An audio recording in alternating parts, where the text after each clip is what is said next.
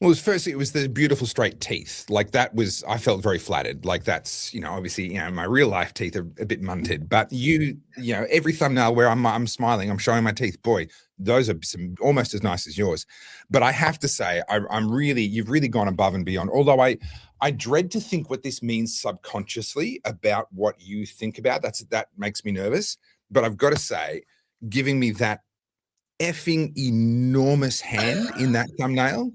I mean, honestly, that is the hand of Andre the Giant attached to my little toothpick arm. I don't know what you're trying to say, but whatever it is, you're right. Whatever you're trying to say, you're right. You're right. You look like, to be fair, it's like kind of like it's elephantitis. Isn't that what it's called? Elephant syndrome? Look, when you have like a giant extremity. People said in the comments earlier before the show, they said that you look like you know what you're doing and I look confused. What they don't realize, because they can't see the compass, is that I'm confused because you think you know what you're doing, but actually you're pointing at the nullarbor. Like we will be walking for weeks if we go in that direction. That's why I'm confused. Maybe that's the better direction, to be fair, because every direction that we're going in currently is not good. So maybe it's time to just throw caution to the wind. It feels that way, but I just did a bit of a good news video, which, as you know, they always tank. It's going to go out tomorrow and it'll probably get seen by 6 people. People don't want good news, but I just did a bit of a good news video because when you actually round up what's happening around the world, particularly in the EU, this is a roundup of different facets of what's going on in the EU. But it's the same journey that we're on here in Australia with One Nation, which we will be talking about tonight. Actually, there's some really good stuff happening. People just kind of want the doom and gloom. They want me to tell them that the world is ending, that the fuel shortage is going to turn into absolute starvation. It's time to head for the hills with 10,000 rounds of ammunition and go and live in shipping containers. People actually want that, and I'm really, really, really sorry to be the one that has to tell you this. It's not the end of the world. Mm-hmm. Mm-hmm. As much as you might be ready for the asteroid. Well, I like to joke, right? Because I've become an accelerationist. I'm like, honestly, at this point, I'm sort of like hands off the wheel. I'm just like, you guys are steering the ship. I'm just along for the ride. I'm not emotionally invested in it. Every day, like I see more people freaking out and carrying on and interpreting everything through this like doomsday lens. I'm like, there's no point me saying anything. Just let it go on. Yeah, whatever. We'll talk once it's all done, shall we? Which is why I'm ready for the asteroid. But you think you're ready for the asteroid. But I question that because you didn't know what my little handle meant, knows where his towel is. People jump in the comments. If Carly doesn't know what it means to know where your towel is she really ready for the asteroid? Is she really ready for you? Tell me in the comments. I don't think she is. I have absolutely zero clue what you're referring to. All I know is it just makes me feel even younger whenever you make some kind of cultural reference that's from the dinosaur era. I just realize how youthful I truly am. Listen, useful. Also, synonyms are like naive, clueless, been living under a rock, uncultured. Clueless is a great movie. Fantastic movie. See, this is the thing.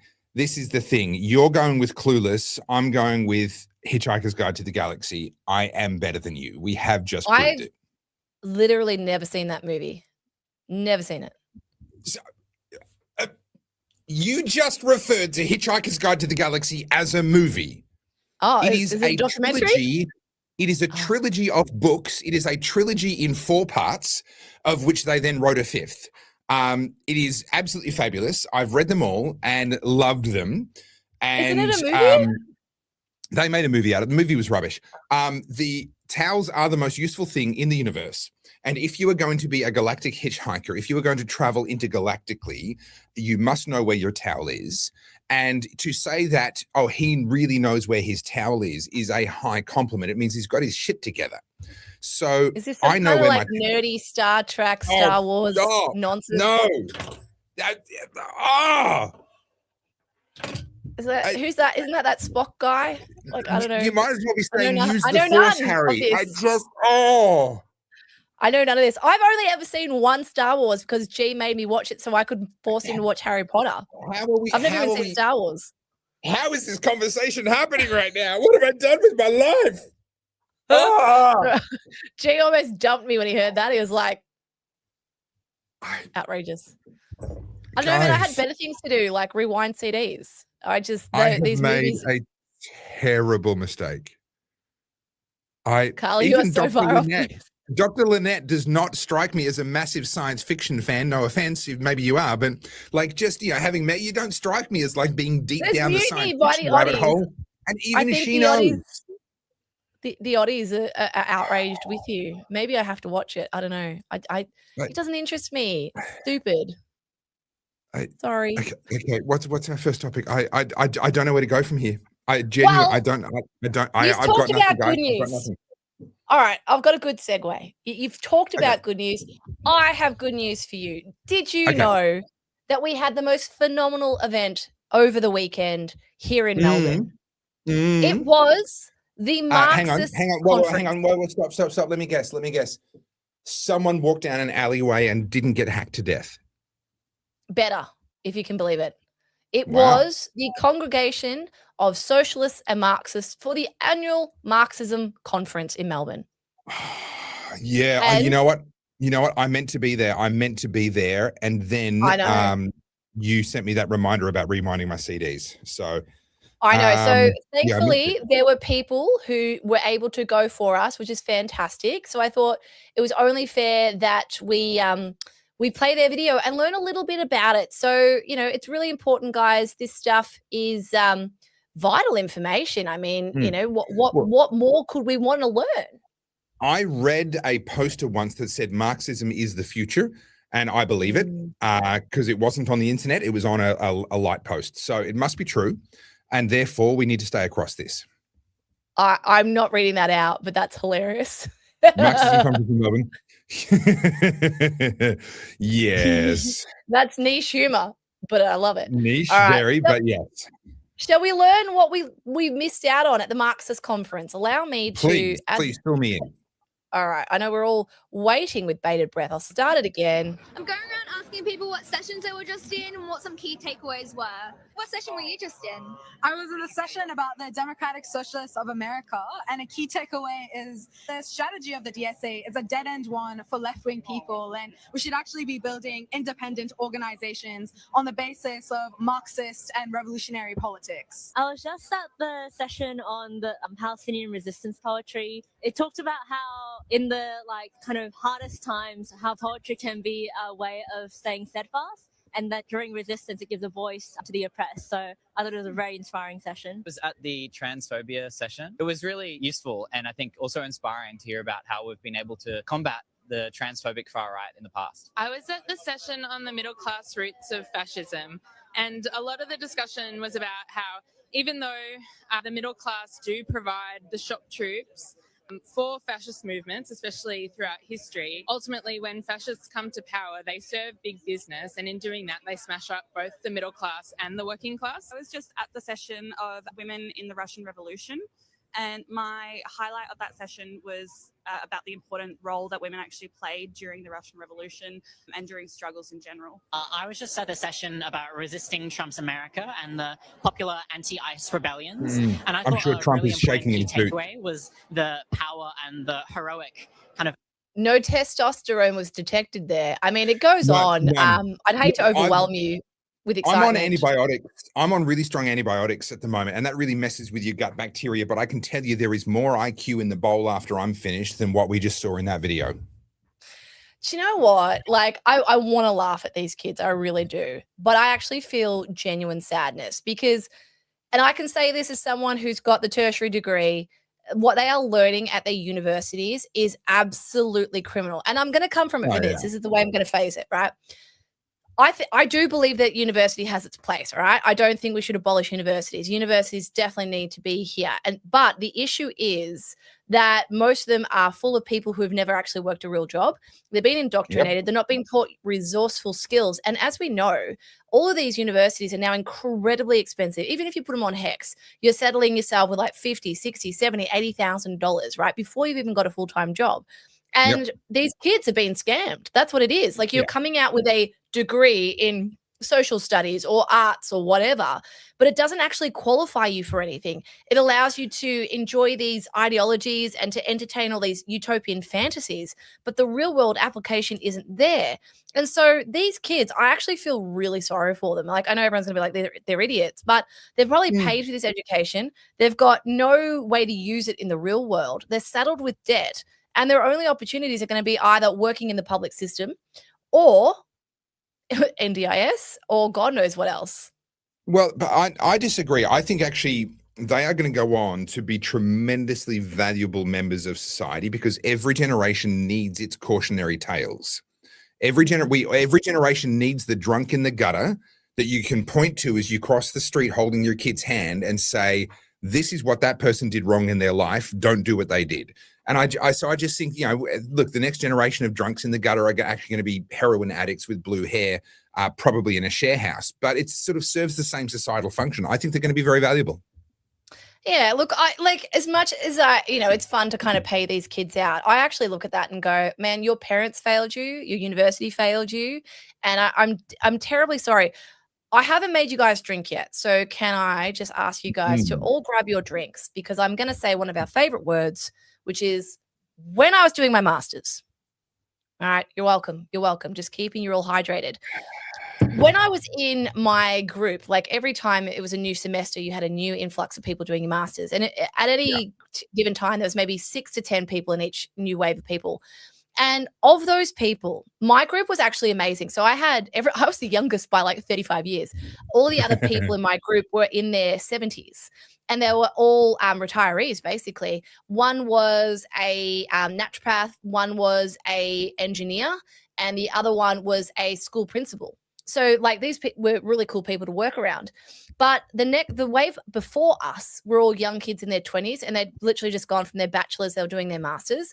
And then the group after us was a whole bunch of raging progressives. And like, this is the way I think of it, right? Like, I am a capitalist and I am very entrepreneurial. So the only reason I did my master's, I've said this before, was because I know, and it's already proving to do it. It's giving me the credibility in those people. You've been vindicated. You've been vindicated on that decision for sure. 100%. Like, my Instagram has grown by almost 40,000 people because I'm doing these educational pieces and I have a master's. If I had done this without the qualification, they'd be like, oh, sorry, can't take you seriously. You need that bit of paper. Gatekeep. Yeah. Right. And I know it's ridiculous, guys. I'm pointing out the ridiculousness of it, but I played the game, right? But as we were going through and we're listening to these people present their projects and their topics, you're paying $45,000 for the privilege, by the way. That's what your master's degree costs you. And it's 2 years of your life. And they're talking, like, one of them was the intersectionality buzzword of queer experience in suburban Melbourne. And I'm like, how indulgent? Like, no issue, right? Like, if that's what you're interested in, but how the fuck do you apply that to your career? What is that going to help? Like, how is that going to help anyone? And I kept asking them, I'm like, I got told off by my lecturer in the end because I kept saying the same thing.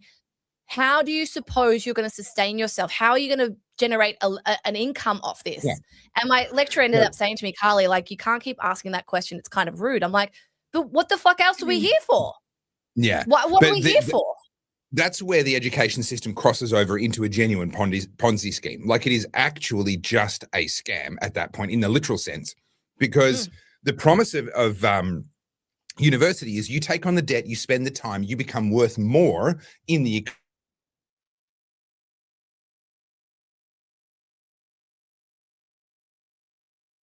Oh, sorry, we back? Right. That's the whole premise. That's the whole premise of HEX is, hey, society should offer finance for people to do university degrees because they'll earn more money and pay more tax, and that'll be worth more to society. That's the whole premise of free education in the first place. So that assumption is baked into the cake. They can't get away from that assumption. The problem is they have these degrees that are only worth money if that person goes on to be a university lecturer. It holds no value anywhere else. The only thing you can do that is money with a degree like that is to go and teach that same degree to other people who will only ever be worth money if they go and teach the same degree. At that point, it is just a pyramid scheme. That's all it is. And it literally fits the actual definition of a scam when you're talking about those sorts of degrees. And I've got a reel that I was going to work on, and it's basically talking about that, how we're placing this overemphasis on education and university as opposed to real world thinking and, being grounded in reality. But I haven't filmed that yet, so don't worry. I won't spam you with a reel just yet. But can we please talk about Albo's address, because that happened after Wednesday's podcast? Yeah. Did you watch it live? Now. I did, regrettably. Let me just quickly deal with this comment here. Last week had less than 100 live viewers. Tonight 300. Interesting. Actually, last week we had was it 1,800? Something like that? 2,700 at its peak last week. Yeah, at its peak. So whatever number you see is just how many are watching on the specific channel that you're watching on. We're going out to multiple YouTube channels, multiple Facebook pages, multiple X accounts. So, and don't forget that we all share the same audience. So, like, the chances are most people follow all of us. They're just jumping on one of our streams. Okay, so so Albanese said, "I want the entire nation's attention at 7:00 tonight." I'm led to believe Home and Away got bumped, and people were quite annoyed about Home and Away being delayed. That's still going. I don't know. It was one of those shows. I can't remember which one it was, but there were people annoyed that got delayed by 10 minutes. And my phone was blowing up. People saying, "Oh, what's it going to be? Is it, are we going to war in Iran? Are we sending a ship? Are we, is rationing starting?" I've got a couple of friends that have gone really deep down the kind of not genuine paranoia, but they are stocking up because they believe that on the 20th of April, Australia's going to run out of fuel. I believe they're completely wrong. But nevertheless, they're good people, but that's the conclusion they've come to, and that's what they're prepping for. So my phone's blowing up with every form of doom mongering. And I'm sitting there going, none of those make sense. Like, I'm watching the fuel supplies, I'm watching the shipments, I'm watching the bookings. We're going to be okay. Like, on the fuel front, it's going to suck for a while longer. Prices aren't going to come down in a hurry, but we're going to be okay. The supply will be there. War-wise, no, Australia's not getting involved. We can't even send a functional ship halfway around the world for screw that for a joke. I'm going through the options, and I ended up just going, I have no idea what's going to come out of his mouth. I don't. None of the options that everyone on my phone seems to think is going to happen makes sense to me. So I'm left with nothing. Turns out I was right because it was literally a massive nothing burger. I hadn't consciously thought maybe he's actually just going to blabber on for 7 minutes and say nothing at all. But that is 3 minutes. What he That's did. all we got. 3 minutes of a pre-scripted, awkward message. That annoyed me. The fact that it was not live. If you're going to book out every single network at 7:00 and say, "Hey nation, I want your undivided attention," you'd bloody well better be coming to us live. Don't give us some piece of pre-recorded crap. You pre-record that crap, stick it up as a YouTube video and leave us alone. To be honest, it just shows you how much of a coward he is that he couldn't do it live. So a couple of things on this. I saw that and I thought it was going to be fuel rations, to be fair, more so at precautionary, like, "Hey guys, we're doing it for the good. It's, we all need to work together." But the thing that really pissed me off, and I am going to play my reel for this one because I was ready for it. Because we need a drink. Yeah. We do need a drink. This is the hydration podcast. I'm calling it. Oh, wow. So okay. The thing that bothered me most about that address was, firstly, it was announced in the morning and it gave people 8-10 hours to sit there and catastrophize. That's exactly what happened. Yeah. And that's quite evil, right? That is quite cruel, particularly people who are only like 5 years out of COVID, right? These are people who used to sit there and wait for the government to tell them what to do next. And I think on the left and the right, this wasn't a political side thing. This was just more of a, holy shit, what's next? This is serious. Because those kind of addresses are only reserved for deadly serious things where there is a huge need for the entire nation to tune in. To do that and to waffle the way he did, and he kind of smirked like, I already don't like this bloke, but I hated him even more. And this is why, right? There was one particular thing he said at around the 1 minute 50 mark. We've got to do things the Australian way. We need to chip in for Australia because we're Australians, right? Sorry, I can't actually quite get that lisp, it's more of we're Australians. I don't know how it talks. I don't know. Anyway, what I'm saying is that pissed me off more than anything else. Fuel crisis aside, Iran aside, talking about being Australian, right? This is the guy who has demonized everything that is Australian. This is the bloke who thinks that the old Australia is dead and the new Australia is what we should be prescribing to. So I had this ready to go, and I think we need to watch it because I think everyone is going to agree with me. Let me rile it up because, guys, again, can I just suggest you book a bed in the local emergency room? You're going to need it by the end of this episode. I only play one reel an episode. Relax.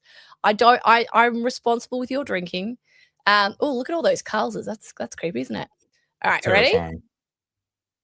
All right. It has been an absolutely diabolical week in Australian politics. And I don't just mean at the federal level, I mean at state levels as well. And I, for one, am just so fucking embarrassed that this is the level of leadership we have been reduced to in this country. The fact that Anthony Albanese thought to call a national address after sending the country into panic for almost 8 hours yesterday to tell them absolutely nothing and to be Australian when for the last, 10 years, we have been demonizing anyone that shows any level of nationalism in this country, a country that is so divided, that is embarrassed by our own flag, and yet our politicians sit there and say, just be Australian, when we don't even know what that fucking means anymore. I, for one, would love some clarity from our Prime Minister around what an Australian actually is, because everything I consider it to be, I've been told by the political left is evil, is wrong, something that I should be perpetually apologising for, something that I should carry around with a heavy weight of guilt on my shoulders. In fact, people like Anthony Albanese and his good mate Daniel Andrews have told me I'm anything but Australian for what I stand for. They want people like me censored and kicked off the internet. People like me who believe in smaller government, less bureaucracy and less regulation that's stifling innovation and suffocating businesses, less tax burden on the middle class,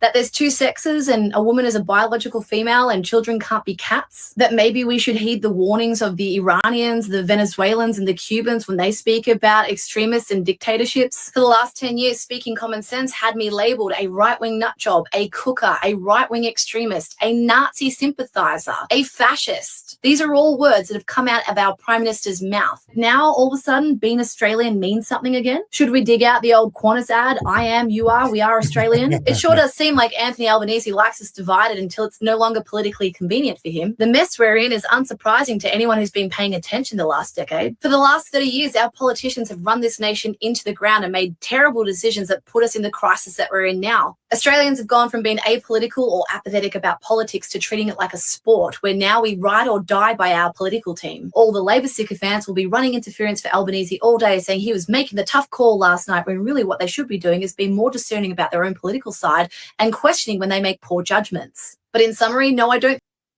Anyway, you get the point.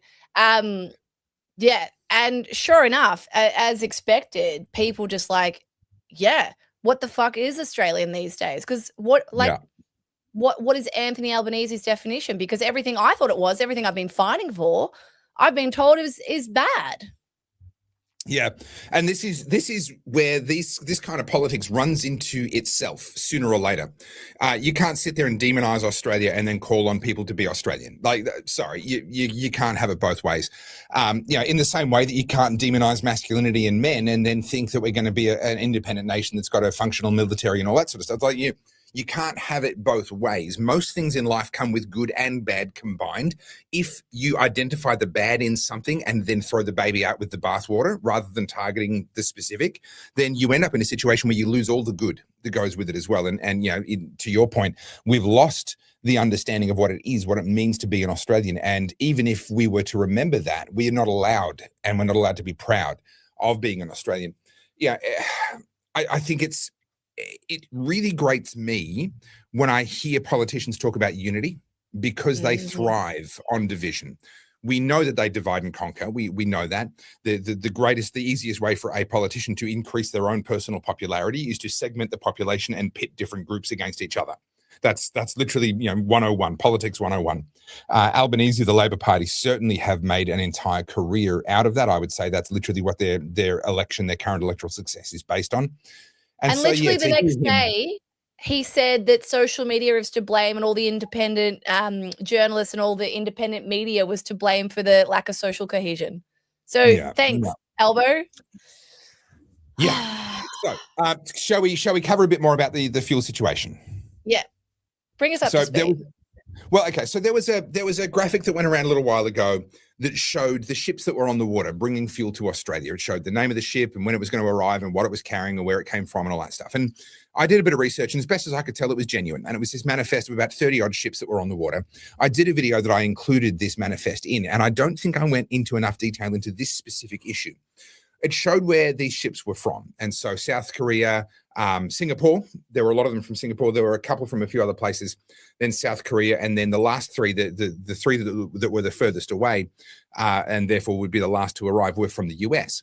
But what people said was there's only, however many it was, 30 odd ships on this list. And then that's it. That's all we're getting. There's no more on the list. Mm-hmm. And I took one look at the list and I realized, no, hang on. In the lower part of the list, the ships that are all arriving within the next week, we've got a mix of different origins, South Korea and Singapore being the main two, but as well as a few others. Then after that, they're all from South Korea. And then after that, there's the three from America. It's not that there's no other ships. It's that there's no other ships already on the water with a booked arrival date and port into Australia. That's what that manifest was. The fact is the ships from South Korea take longer than the ships from Singapore. And so therefore there's more of them on the water at any given point in time, and their arrival dates are later. So they end up further up the list. The ones from the US are going to take ages to get here. So of course they were the last three on the list. It doesn't mean that no other ship is going to leave port. That's and I don't think I quite went hard enough on that point. So there's a lot of people that saw that list, not necessarily from me, it did the rounds, and they went, oh, that's the date, that's the end date, and that's when it all goes tits up and we're all going to run out of fuel. So no, that's not what that list means. It's not what it says. Arrivals are down on their normal level. However, and I mark this day in your diary because this is not something I'm often going to say, this government has actually done a reasonable job under the circumstances. We should never have been in these circumstances, that's a given, but given the circumstances that we're in, the Albanese government, and actually it's the trade minister, whose name escapes me. I've talked about him before in some of my other videos on other topics. He's actually really good. He's actually a very competent human being, one of the best that the Labor Party have. The Australian trade minister has done a really, really good job of maintaining relationships with our mutual suppliers. And there's a lot of countries that we ship coal and gas and so forth to, that send us their refined petroleum products. Japan don't actually send us a lot of refined petroleum products, but they receive a lot of our shipments of energy in the form of coal and gas. And so what they've done is they've reached out to all of these trading partners and said, hey, listen, if we end up in a really tight energy situation, that's going to affect our ability to export to you. So we would love to be sure of our exports to you, but that means we need to be sure of our petroleum imports. Can you help us out? Which I think is a really good approach. And the response has actually been really positive. So we've got, there's different outlets saying different things, but fundamentally, let me just quickly check this one here. Fundamentally, we will not run out of fuel. We will continue to have high prices. The purpose of high prices, as I've talked about before, is to suppress demand. That will continue to be the case. We do need to continue to suppress some demand, but this is not an existential crisis. We are not about to have all of our industries stop dead in the water and all of us to be dying as a result of shortages of fuel or any of that sort of nonsense. To be fair, like whenever I hear that kind of stuff, I always think, all right, like let's reverse engineer that. Let's just say that happened. You think Albo wants to be the prime minister that let the fuel pumps run dry? Like as much as I dislike these people, I guarantee they are off, like running around like crazy people trying to solve the issue, right? The issue they made, of course, but I don't think they want to be like Chris Bowen for all of his ridiculousness. He's probably sitting there going, oh shit, we better get some oil happening. So they know that this is an election losing issue for them. If they don't get on top of this, that completely screws them, but also they can win a lot of brownie points. So for example, they halved the fuel excise, which is a move that I actually think is a bad idea for reasons I've covered before. We need the high prices, regrettably, but we need the high prices to suppress demand so that demand drops to meet the level of supply that we have. Cutting the excise, ordinarily, I would 100% approve. And if it was a permanent cut and they're abolishing it, I'd be all for it. But as a temporary measure to improve fuel affordability, it's literally the wrong thing. Polling says it has 83% support. So the public, obviously not generally well-versed in economics, They're feeling the pain in the hip pocket. I get where they're coming from, but this is the same sort of mentality that's got us into the mess that we've got, where we've got, $1 trillion in debt and nothing to show for it. The government gives, spends, and people don't think about where that money's coming from. So the reality is Albanese has been able to turn this into a political win for himself. There are people who seem to think that Albanese wants Australia to burn. I don't think that's the case. He believes that he's far more capable of governing than what he actually is. But actually, if you were to sit down and get his genuine answers about what he wants for Australia, it would sound like all the right things. He wants Australia to thrive and be successful and be inclusive and be this and be that. Sounds all very lovely. He has no idea what he's doing, and many of his policies are actually counter. They're going to go in the opposite direction to what he thinks. But he's not actually motivated by evil. And it was Don Farrell. Don Farrell is the Australian Trade Minister. And him and his assistant trade minister, Thistlethwaite, I think his name is. I had his name here a second ago. Matt Thistlethwaite. The two of them have absolutely saved Albo's ass by going out to these trade partners who they've got really good relationships with and getting assurances of continued supply. Japan are stepping up. We don't normally get a lot from Japan. They're stepping up. Singapore, we do normally get a lot from, and we've had guarantees from them that we will continue to get supply. But also understand we're able to win those negotiations because the price at the pump is higher in Australia than it is in other places that are trying to compete with us for the fuel. The high prices at the pump are actually the reason why we're able to secure additional supply in a competitive global market. So I'm sorry, I get it. It hurts. It sucks. But actually, and I do not say this often, given the situation, the government, the federal government, are actually handling this okay. Yeah, I will say though, I haven't noticed any difference with the halving of the fuel excise. I think last time I checked, it was $2. Diesel go down. Did you? It's $2.36 here for unleaded, and that's above what I was paying prior for the whole Iran situation. So is that implying that it would be almost $2.60 a litre? I don't know. Well, it has been. Petrol's been well up here. And then diesel hit $3.30, and then now it's dropped to about $2.95, something like that. So I've watched it all play out, and it all seems to be pretty fair play. Everyone seems to be playing it with a pretty straight bat. Again, we shouldn't be in this situation to begin with. Australia should have its own fuel security. But given that we're in this situation, I'm sorry, some people are going to hate me for saying it, but actually the way this is being handled is not terrible. And the situation is not, unless something else happens that then compounds on top of the current situation, the situation we are currently in is not an existential crisis. Yeah, look, and the one thing I will say too is, like, let's not make a crisis out of something that's not a crisis. Let's save that escalation for moments when there is definitely when it's warranted. Yeah. I think with all of this unease and everything that's coming out, like it's forcing people to abandon their progressive ideology, right? Like all of a sudden, all of the climate change discussion has stopped immediately. Because there's now a new enemy, right? And the enemy is extortion at the fuel pump. Now, of course, we're talking about people who aren't necessarily well-versed in economics. We're talking about people who are ideologically captured. But in a weird way, like this is a silver lining, which is a bit of a segue from what we're talking about, but something to think about. You've got progressive lefties and hardline lefties who are now having to recognize how important fossil fuels are for the running of this country, particularly when it talks about our farmers and food security. So finally, this conversation is now on the table. And of course, yes, there's people pushing renewables, but realistically, I think people are now starting to see with their own eyes that, oh, okay, look, renewables aren't necessarily the answer. They're nice to have. But at the end of the day, I want to know that our country is like viable and sustainable. And at the moment, it's not.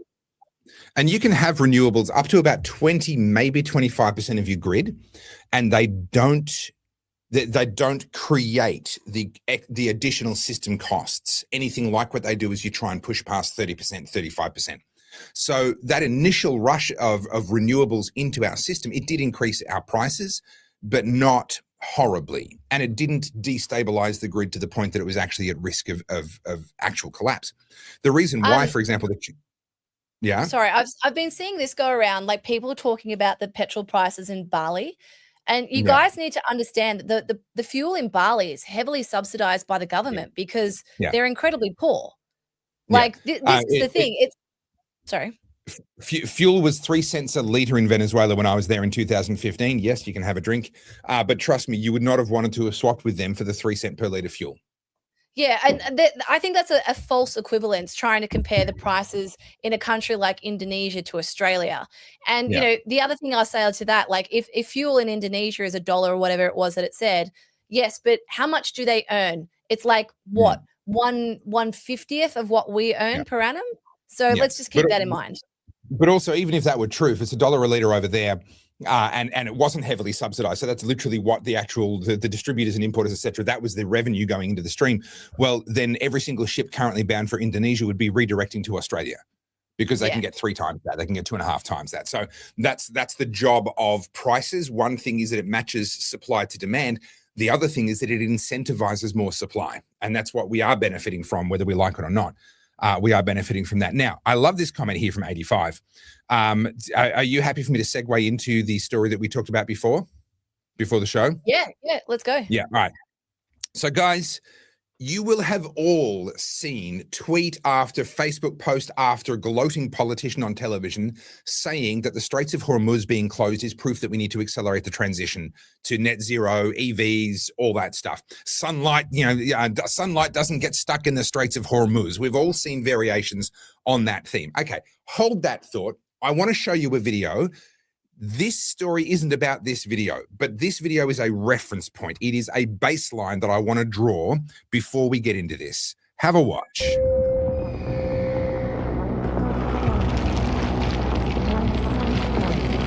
You'll probably remember this.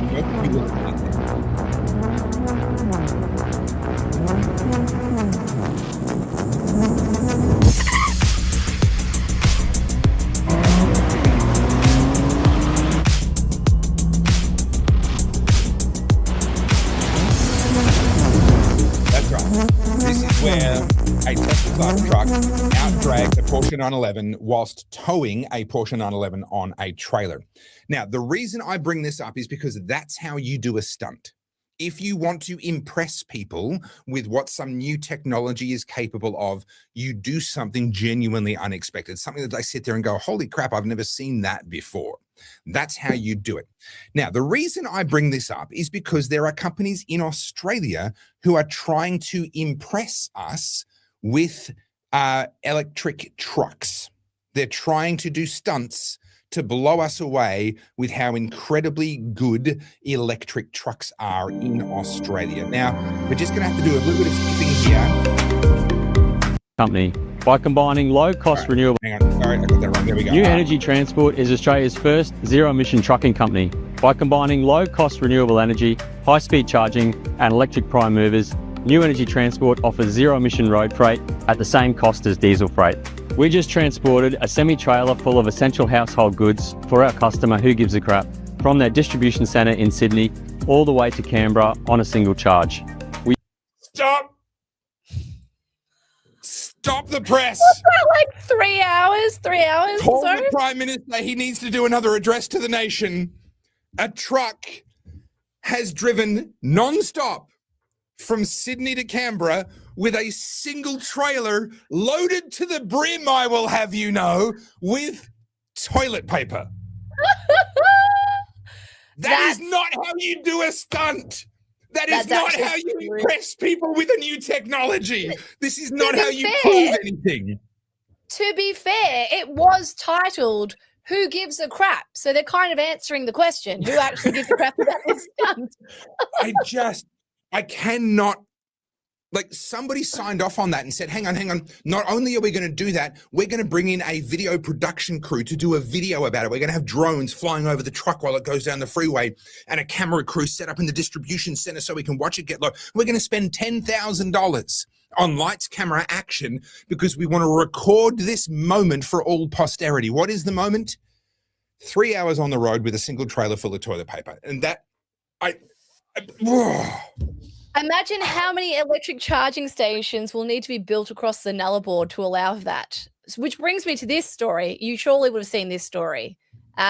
This happened. Oh, hang on. What do I need to do? I need to remove you and then add you. So, oh, hang on. Did you see this? Disaster. Oh, EV owners left waiting for hours in Easter holiday chaos.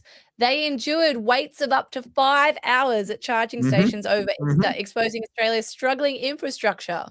So it goes on to show you where people were left stranded.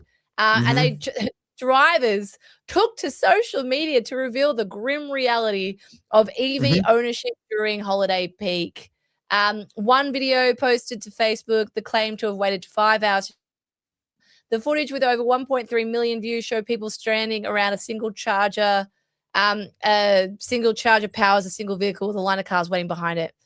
I'm sorry, but that gets me right in the feels. That's all the people who are like, oh, what petrol crisis? Yeah. And Suffering the jocks. If you already own an EV, don't tell people how great it is, because the greatest threat to you right now is more people driving EVs. That's the thing that could really, really screw you up right now. Now, I want to go back to this video. Electric prime mover for this operation. It has a 700 kilowatt hour battery, and it's done over 600 kilometers in overseas trials on a single charge. Okay, 600 kilometers on a single charge. In normal truckie terminology, it's 600 kilometers before lunch, right? And then they do another 600 kilometers, and maybe tomorrow they'll think about stopping at a servo and filling up the massive diesel tanks. They clearly picked this particular trip with this particular load because they knew that they were not going to have to recharge. Why does that matter? Well, think about it. 700 kilowatt hour battery. Let's assume that it's got fast charging capabilities, right? It can be filled up in 40 minutes or so. That means you need 1 megawatt of power supply, 1,000 kilowatts of power supply to be able to fill up a 700 kilowatt hour battery in, let's say, 40 minutes, thereabouts. It's near as makes no difference. I'm sorry, how many trucks are driving around Australia right now? Where exactly are we getting all this energy from? And of course, that's the point at which all the lovies, all the EV boosters love to kind of say, oh, but we've got to build more infrastructure. We've just got to put in the wires and put in everything. More steel and fossil fuels. Let me show you what their green dream looks like. You ready for this? Yeah. That is their green utopia. That is a whole bunch of air where copper ore used to be. This is the dream. This is actually the green dream. And when they have to turn a electric prime mover towing a single trailer full of toilet paper for 3 hours down a freeway into their halo stunt. I could show you the headlines of how this was reported. This was reported as the new era in Australian transport. That's how this was. If that's their stunt and it takes this to do it, all we need is more power lines, more transformers, more solar panels, more windmills. All we need is more dirty, great big holes in the ground. And if we just strip mine the entire planet, the environment will be saved. Yeah. But this is the hypocrisy of the whole green movement, isn't it? No one talks about the cobalt mines in the Congo. No one talks about the aftermath of all the wastage from the solar panels and and then the windmill. What do you call them? The wind turbines. Did we talk about on this show the abandoned solar project where it caught fire? Yes, right? we did, and it's now the landowners responsibility to clean it up. Landowners' problem. Yeah, but this is the thing, right? So I'm all for us having solar on our roofs. Why not? That makes sense. Yep, sure. Help offset some of the costs. I'm happy with that. I'm all for everyone having a water tank. Sure thing. Australia, we are known to have bouts of drought. All of those little precautions, I'm actually very positively, I favor those positively. But when it comes to, hey, we are going to put all of our eggs in the basket of nature, hoping that we either get wind, rain, or sun, it sounds like a diabolical mess. Whereas we know that these fossil fuels and all that are tried and tested, they work. There's different ways of what's the word I was gonna say, like harnessing them and mining them that we can make it a little bit cleaner. But cutting off our nose to spite our face just seems like an absolutely redundant move, because you know what's going to happen now is like now everyone will go, oh shit, with all of this Iran petrol crisis and maybe we do need fossil fuels. Better start opening up the power plants again. Better start refining fuel again. And so it's like, honestly, the way I look at this is just being very cynical is We closed down the industry only to reopen it so we can shovel more money across to the different people again.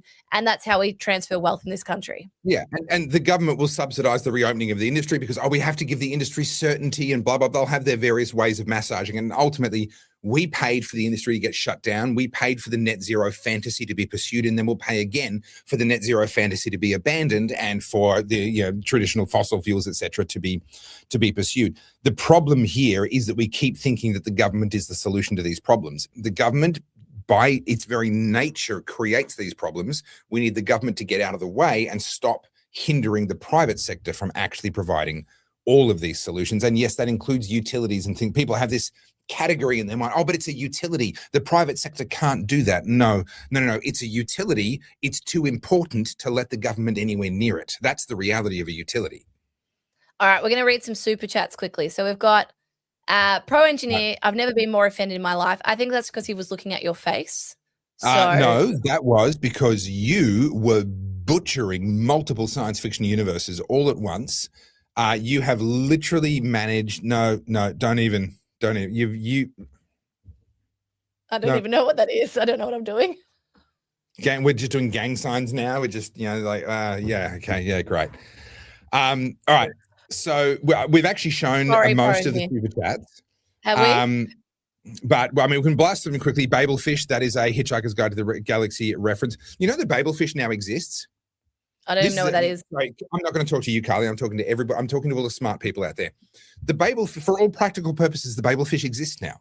This is insane. So I was traveling in Japan with my wife, Edwina, and we were just using the phone to have conversations with people and pointing the camera at signs, and it was just translating them. For the Babelfish exists, for crying out loud. Like, that's amazing. Baz says we need to abolish our universities and the ABC. No, we need to privatize our universities and the ABC. They don't need to be abolished necessarily. They need to be. I still want my doctors qualified, Baz. If someone's cutting me open, I want to know that they're qualified. Yeah. This was to do with the session to do with the sessions at the Marxist conference. There was a session on avoiding uptalk, which was empty. Yes. Ethan, you need to get some help. If these are the sorts of questions you're running around asking online, then just take a breath, calm down. ZZR Hardy says, not planning on lack of fuel, planning on government intervention, which could be worse. Yes. And I would say that government intervention is what got us here in the first place because they destroyed our local industry. So yes, make sure you're ready for the government to screw things up. That's a very good idea. And that comment came up twice. Sorry, ZZR Hardy, if you've been charged for 2 super chats. That doubled up. Sorry about that, buddy. One nation, the next opposition. I think that's very likely. I think that's very likely. Now, Joe, this is the one that I was just about to put up. I agree with you, Topher. When the reduction of domestic tax increases gouging, I think this is a political football. I would like your thoughts on last week's dumpster fire speech from our great leader. Joe, I assume you got the notification a little bit late because we did actually open with that. So when the show's finished, you'll have to go back and watch the start of the show. We have talked about what an inspiring, deeply moving. I mean, I laughed, I cried. It was the whole emotional spectrum in 3 minutes for me. That speech was one for the ages. And Joe says the asteroid is called Albanese, Carlz. So the asteroid you seek is already here in Parliament House. The problem is with Albanese, like, what's it? Hanlon's razor, right? We never attribute to malice that which can be explained by stupidity. Explained by incompetence, yeah. Yeah, and I don't think people realize, like, an evil dictator would be better than an incompetent one. That, like, Albanese is actually the worst. Are you begging me for a quote from a certain literary genius? No, not that literary genius, not Tolkien. That's slightly different. C.S. Lewis, of all tyrannies, a tyranny sincerely exercised for the good of its victims may be the most oppressive, because the cupidity of robber barons may be satiated. In other words, they might have enough of stealing for a while. But he who oppresses you for your own good does so without pause, because he does so with the approval of his own conscience. It's something along that line. That is the left. That is Marxism. That is socialism. We are doing everything for your good. And if you're ungrateful, then it's because you don't understand. And yes, they never rest. They never rest. So you said you had good news. Did I? Why would I tell a Well, lie like that? Moira Deeming got a seat back. Yeah. That's Well, good news. See, I've got mixed feelings. She always was going to keep her seat, at least up until the next election. I've got mixed feelings about this. Okay, so for those that don't know, the Liberal Party tried again to get rid of Moira Deeming, this time by not pre-selecting her. Again, it all blew up in their faces. It was hilarious. Spectacularly. It was so good. So Moira Deeming is now 2-0. She's had like career-ending showdowns with two different power brokers in the Victorian Liberal Party. And on both occasions, it's been them who have had their political careers just completely blown up in their faces. Now, the question was, in this particular case, if they succeeded and they pre-selected Dinesh Gurisetti was the guy that went up against her, was she going to defect to One Nation? Was she going to get out of the Liberal Party? Because let's not forget, the Liberal Party have, in my opinion, been nothing but cruel to her for years on end.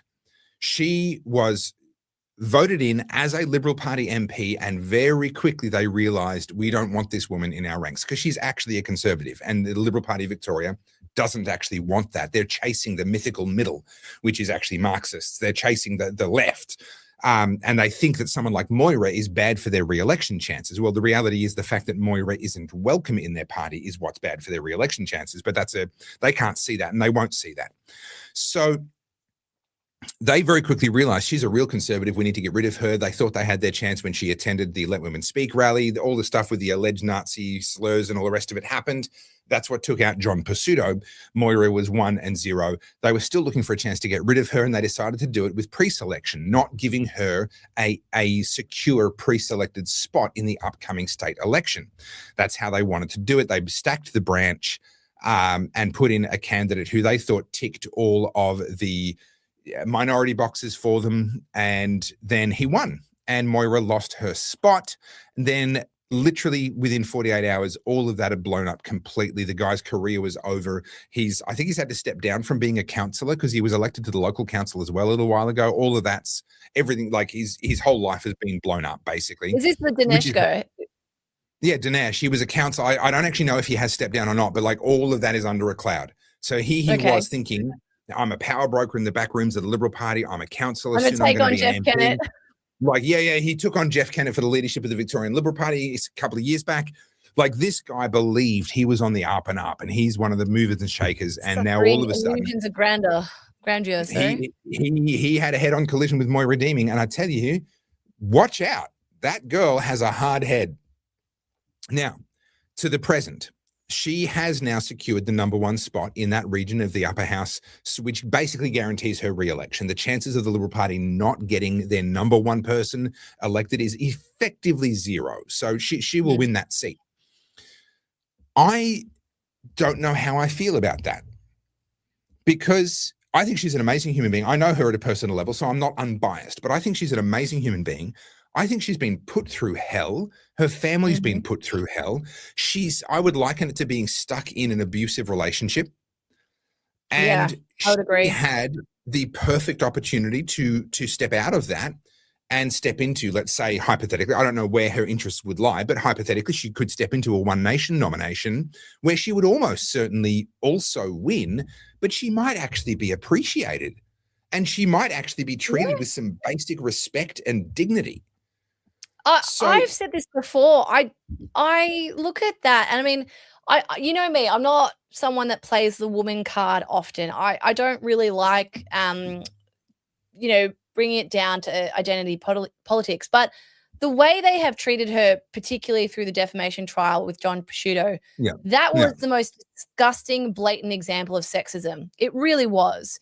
And for a party that's trying to be Labor light and trying to appeal more to the centrists and all that, I'm like, you can say whatever you want. Your actions tell me otherwise. Your actions tell me that at the end of the day, the power brokers want the white man and be damned the woman, right?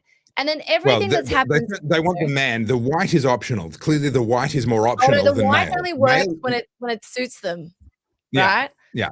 Male is mandatory. White optional. Yeah. Yeah. But this is what tells me that the Liberal Party's completely lost their compass, because now it's all about like power broking. We know that. But it's about like what they think looks good to the voters to win that particular seat. It's got nothing to do with the founding values of Menzies. It's got nothing to do with what's better for the state or the country. All of it is about, backroom deals. And like, I think the problem is too, because they're career politicians, I think many of them may have gone into, I'm being generous, but I think many of them would have gone into politics with good ambitions and, I want to be part of the change and I want to help the state, right? I'm being generous, not all. But I think they get caught up in that murky system and it rots them all. And then because they're so close to it, right, they're tunnel visioned, they don't recognize that these school games and this juvenile behavior has such a flow-on effect for the rest of us who are at the mercy of these absolute incompetent morons. So when you see things like this blow up, you kind of go, why would we vote for you? Why? Yeah. They convince themselves that they'll be able to do all the things that they idealistically wanted to do. Because you're right, most people go into politics believing themselves to be the good guy or good girl, right? They believe that if only they had the power, they would know what to do. That's, the vast majority of people that go into politics, at least in their own minds, have good intentions. But then they go, well, I can't do, I've been elected. I can do all the good in the world now. Oh, no, I can't. I'm just one MP. Now I have to become a minister. I need the front. Then once I'm on the front bench, I'll be able to do all the things. So they play the political game, the internal factional battles, and they get to be a minister. And they're like, now I can do some good. And then they realize actually they still have no power. They can't make any decisions. In fact, if anything, they're on an even shorter leash now that they've got a front bench position. So now it's like, oh, well, I have to become the treasurer or I have to become the prime minister or the premier. And so by the time they get there, they're 12 years in to politics and they only get a shot at the top job if they've made all of the compromises along the way. If you don't make the compromises, you don't get any further. You don't progress any further. And so the only people who ever get a shot at being the prime minister or the premier are the ones who compromised the most, which means by the time they get there, they've lost all sight of why they wanted to be there in the first place, which is why we end up in the mess that we're in. Now, there's a great question here. How do we feel about a vote of no confidence, Topher? Is it something worth trying or could we end up in a worse position? This comes around just about every election. It'll come around again, I've no doubt, for the Victorian state election in November. So it's worth talking about. It's a great question. People have this idea in their head, oh, well, if enough of us don't vote, then that'll send a message. No, it will not. There is no threshold in the Australian electoral system for informal voting or for no-shows, at which point anything gets triggered. And anyone that tells you otherwise, oh, if half the people don't vote, then it triggers at X, Y, Z. No, it doesn't. There are no thresholds. There are no triggers, right? If one person votes, whoever they voted for will be recorded as receiving 100% of the votes, and they will win. Okay, that's how our system works. So no, any efforts to sort of do a vote of no confidence, vote informal, draw a dick on the ballot, all of that stuff, you are just wasting your vote.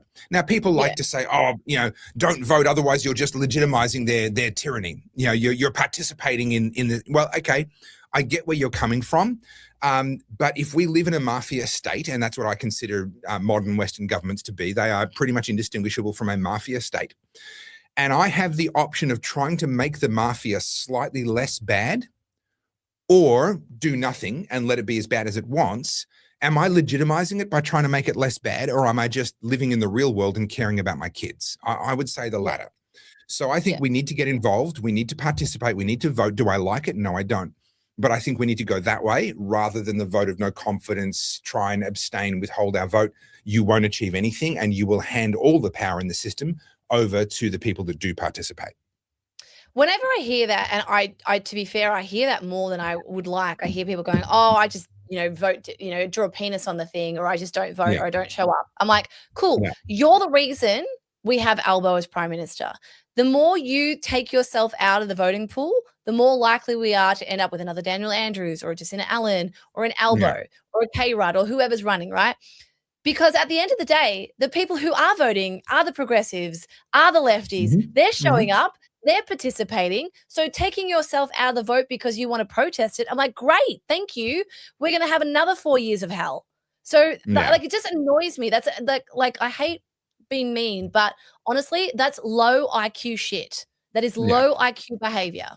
Another question that has come up a fair bit from Captain Lance from NARM. I'm sorry that you're doing a hard time in prison. Do donkey votes go to the incumbent party? No. Simple as that. I would really encourage everybody, if you've never done it, go and be a scrutineer at the next election in your state or the next federal election. Go and do the training. There's training that comes with it to tell you sort of how it works. Wrap your mind around it and then actually show up and watch.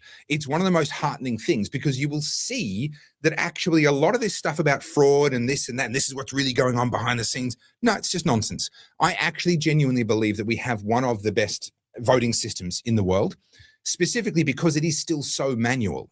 We are filling out physical ballots. They're being counted by human beings. Yes, okay, I know in the Senate, it gets fed through the machines, blah, blah, blah, but it's verified. There's a verification count that happens that's done by hand. You can be there. You can look over the shoulders of the counters. You can get them to double check things. So anytime there is no clear intent on the part of whoever filled it out, i.e. it's blank, they drew a dick, what have you, it goes to no one. And it cannot be any other way. They're not allowed to simply attribute it to the incumbent. None of that is in the system. None of that's in the rules. Informal votes, because that's what they get classified as. If it's an informal vote, it does not get counted. Now, there was one more detail on that. There is a thing called vote preservation provisions. Now, what that means, so you're required, let's say on the lower house ballot, you're required to put a number in every single box. Some people will just put a 1 in one box and then not number anymore. Now, technically, that's informal because it didn't meet the requirements, but also the intent is clear, and that's where the intent or the vote preservation provisions kick in, and they say, well, we know that they voted number 1 for that person. We don't know who their second preference would have been. So if their vote gets eliminated, if their first preference gets eliminated, then their vote is removed. It is now informal. But for as far as the intent is clear and knowable based on the paper, then we will honor that intent to the best of our ability. And that's an obligation that they didn't originally have. But there was a court case that went to the High Court where basically the AEC were challenged on the basis that they weren't actually compliant with the Constitution if they ignored informal votes because they didn't fit the rules, even where the intent was clear. So now they have to count the vote for as long as the intent is considered clear. So that's the state of play. No, donkey votes do not go to the incumbent. Can I segue over to sort of a similar story? I saw a comment and I now can't find it. It was talking about how no one to the right of Che Guevara will win the seat where I am. I can't remember who wrote that. Basically implying that it's a lefty stronghold. It's never going to not be a lefty stronghold. And I wanted to bring up this story for you guys about the Yarra Council. So for those who don't know Melbourne very well, Yarra Council is Collingwood, Fitzroy, Carlton. It's like that real like what I used to call socialist hellhole. Like it's north of the river and it's where all the socialists are, right? And it was notoriously progressive. And they went through this phase of they had a Greens mayor and they had all the Greenies stacked the councillor's office. And so they put all these bike lanes everywhere, ripped up parking, put all these stupid bike lanes everywhere. And they're, oh, look, it's amazing. But what it did was create traffic chaos. It meant that there was no parks for businesses to have their customers come through. And now a less progressive, I actually don't know what he is. I don't know if he's Labor or if he's, I dare say he's not Liberal, but whatever. A non-progressive has been ripping them up. So I'm just going to share this because it just shows you how quickly change can happen. So you might remember last year there were, actually it was 2 years ago now. Same council again, the Yarra Council ripped up a beautiful playground that had tan bark, a slide, swings, the whole thing, ripped it up, built this concrete monstrosity with this like random big swing. And people in the neighboring apartment towers were ropeable over it. They were so angry. They're like, and it cost $1 million, right? Yeah. And it looked dystopian. It looked like Soviet Union kind of stuff. And so when people, it's the same as the straw that broke the camel's back in COVID, right? It was the closing of the children's playground that got people pissed off. I would say that playground got people so pissed off that they voted out the Greens. So I'm going to bring up this story and just show you how quickly change can happen. So where are we? So it says, it used to be the most progressive. So Yarra Council begins narrowing bike lanes to make room for car spaces. So I'm just going to play this clip for you quickly. I was not aware of this. Yeah, I don't think there's any sound.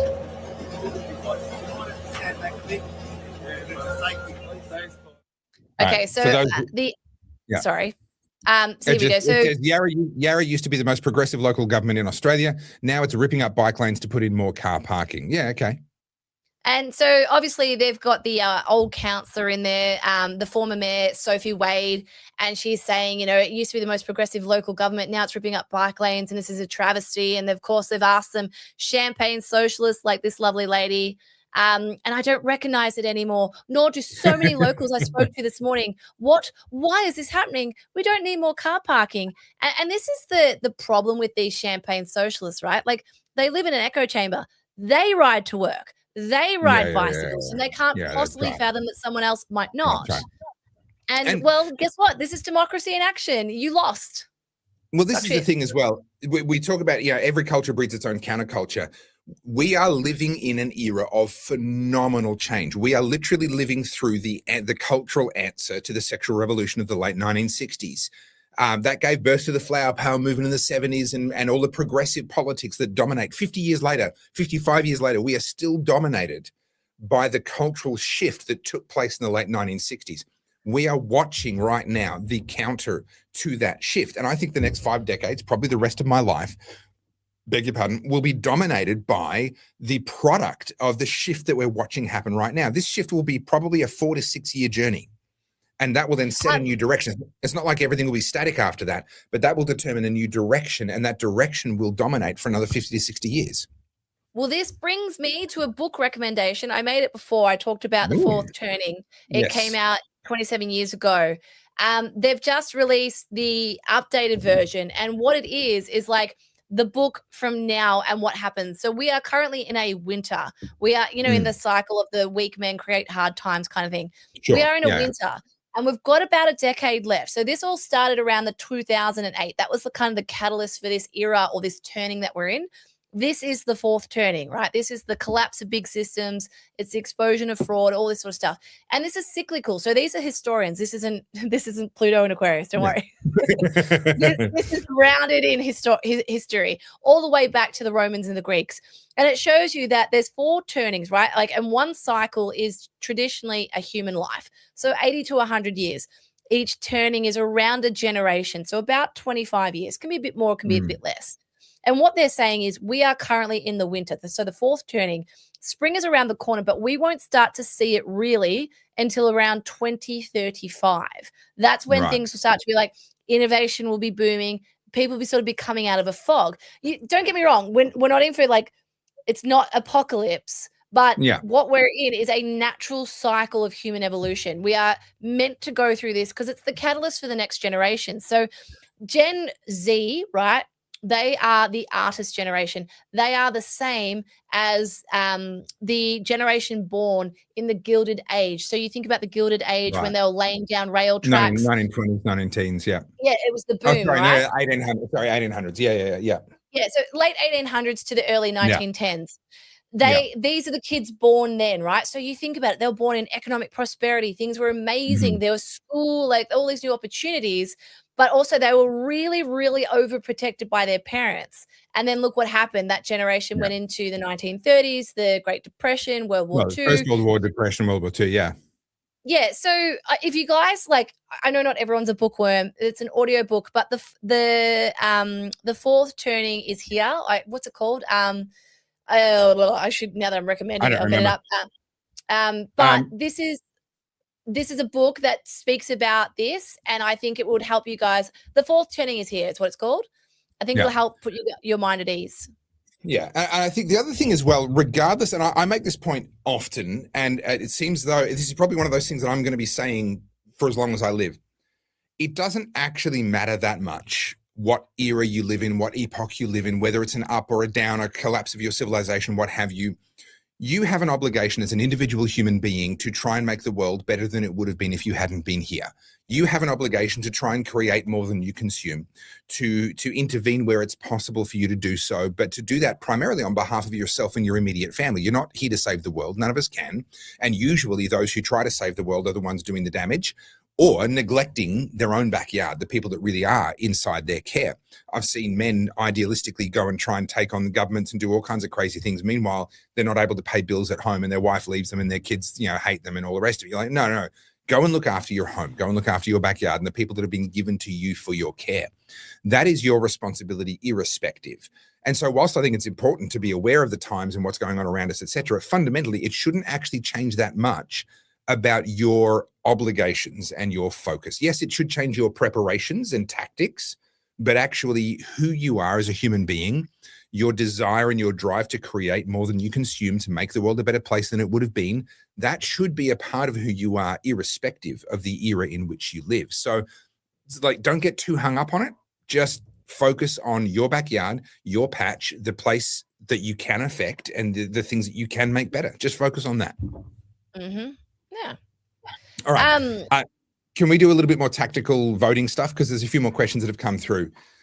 So Deaf Blackfella has said, remember the Sack Dan Andrews party? Those votes went to Dan Andrews. Yes, that was the preference whisperer, Glenn Drury. He's still active. Victoria is the only state in Australia that still has what's called a group voting ticket. That means that parties direct your preferences. If you just vote number one for the party directs your preferences. It's the only place in Australia where that happens. Doesn't happen at a federal election, doesn't happen in South Australia, New South Wales, anywhere else, only in Victorian state elections. Now, you can still vote below the line and direct your own preferences. But if you just put a number one above the line, then yes, that's the one place where that happens. They are trying to change that, but I don't believe at this point. I thought maybe they were going to get it done before the election, but it looks like that won't be the case. So I think group voting tickets will still exist, probably for literally the last time at the upcoming November. Isn't Monica Smith doing a Save the Environment party or something? Yeah. She's playing that game, and look, good on her. I don't think she'll get a lot of traction. I don't think it's going to change any outcomes, but she's trying. She's being creative and coming up with ways to try and help. So good on her. And then this is the other one I wanted to get to. Interested, Topher, as to what you think about preference voting versus runoffs. Preference voting is runoffs. It just happens instantly. The other name for a preferential system, literally, if you were to Google it and look it up online, the alternative name that you could Google is instant runoff. That's literally the other name for a preferential system. So a preferential system is a runoff system. It just all happens instantly. It just says, who do you want to vote for? Okay, great. Now, hypothetically, if they weren't in anymore, who would you vote for out of the remaining candidates? Okay, that's interesting. Hypothetically, if neither of those two were in anymore, who would you vote, etc. And that's just what a runoff is. That's all that is. So they are one and the same thing. I think a preference system is way better because it's much more immediate. And it avoids a lot of so you get all kinds of weird stuff that goes on with runoffs. We see this in France, where some runoff candidates will actually withdraw in order to tilt the scales against certain opponents. So Marine Le Pen, not AfD, that's Germany. Anyway, Marine Le Pen's party in France, they were doing really well in a bunch of elections, and the runoff was down to, I think, 3. But 2 of them were similar, and then there was the Marine Le Pen one, and so one of them would drop out in order to not kind of split the vote. So you get a lot of those sorts of games get played with a first past the post system that then uses runoffs. You get a lot of those issues. I think we've actually got one of the best systems that you could possibly design. I think it's, barring the Victorian thing with the group voting tickets, that we need to get rid of that. The only other adjustment I would make is make it optional preferential rather than mandatory preferential. And if we could just make that change, I think we would have the closest thing to a perfect electoral system that humans are capable of making. I'm just seeing in the chat, I think there's a little bit of negativity, people saying, we don't have 2 years to wait and all that sort of stuff. Look, I understand the sentiment, I really do, but can I just offer some wisdom? Take it with a grain of salt. You don't have to listen to me, but like, the world isn't ending. As bad as it is, Albo making terrible decisions, we're in tough times, yes, but realistically, the sky isn't falling yet. Hang on, sorry, Carly, hang on, sorry. If we tell you all that the world is ending, will you buy more t-shirts? Because we can do that. Wait, can we do this in There's lots of people out there that will tell you the world is ending in return for your eyeballs and your dollars, and they make a lot more money than I do. So I'm just like, look, This is why I'm really hard on people like Chocky, and I know Topher always goes quiet when I talk about this, but I really do think there's a level of responsibility for having platforms on the internet. And I mean, Topher and I could sit here and be like, oh my God, guys, it's terrible. Like, you got to buy your first aid kit and like start prepping now. Like, next week, petrol's gone. Like, why? Like, you know what I mean? Like, that doesn't actually help any of us. Like, if anything, I know Topher and I differ in this because, if we did the other stuff, we'd make more money.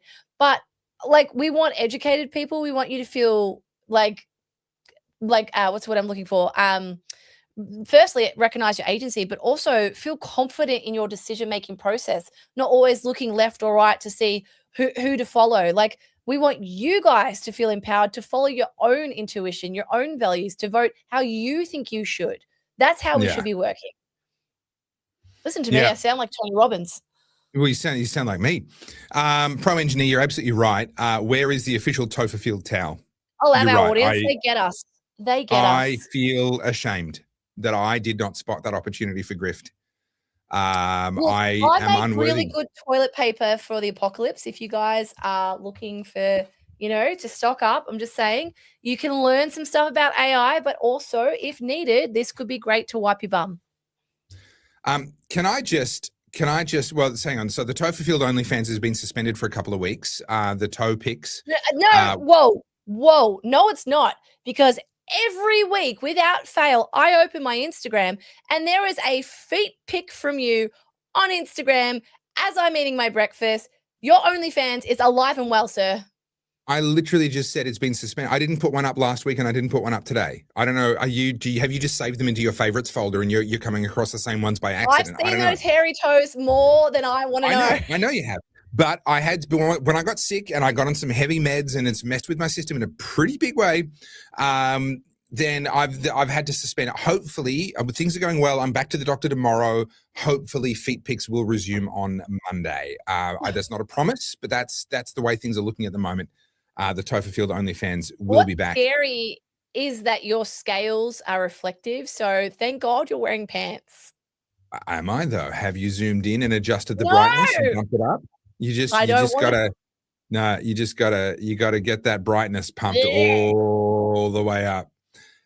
So can I also just say to all of the wonderful oddies, stop talking about cars. You're having way more fun in the comments, and Carly and I are just boring. Clearly, yeah. I wish we could. Can we just turn this podcast into car chat? God, I would love that. I would. Oh. Can you talk for like 2 minutes? I'll be back. Can I talk for 2 minutes? What shall we talk about? Champagne socialists. Cars. Did we talk about this? Did we talk about the niece from the IRGC? I can't even remember what we've talked about. Guys, you know what I'm talking about? I don't think we've talked about this yet. So basically, in America, one of the nieces and the mother of the niece, so that would be the auntie, I don't know. Anyway, she was arrested by ICE and is facing deportation because she is the niece of one of the generals that was wiped out by the Trump administration in the first term. Anyway, turns out that it's Sharia law for thee, but not for me. Do you know this story? Do you know what I'm talking about?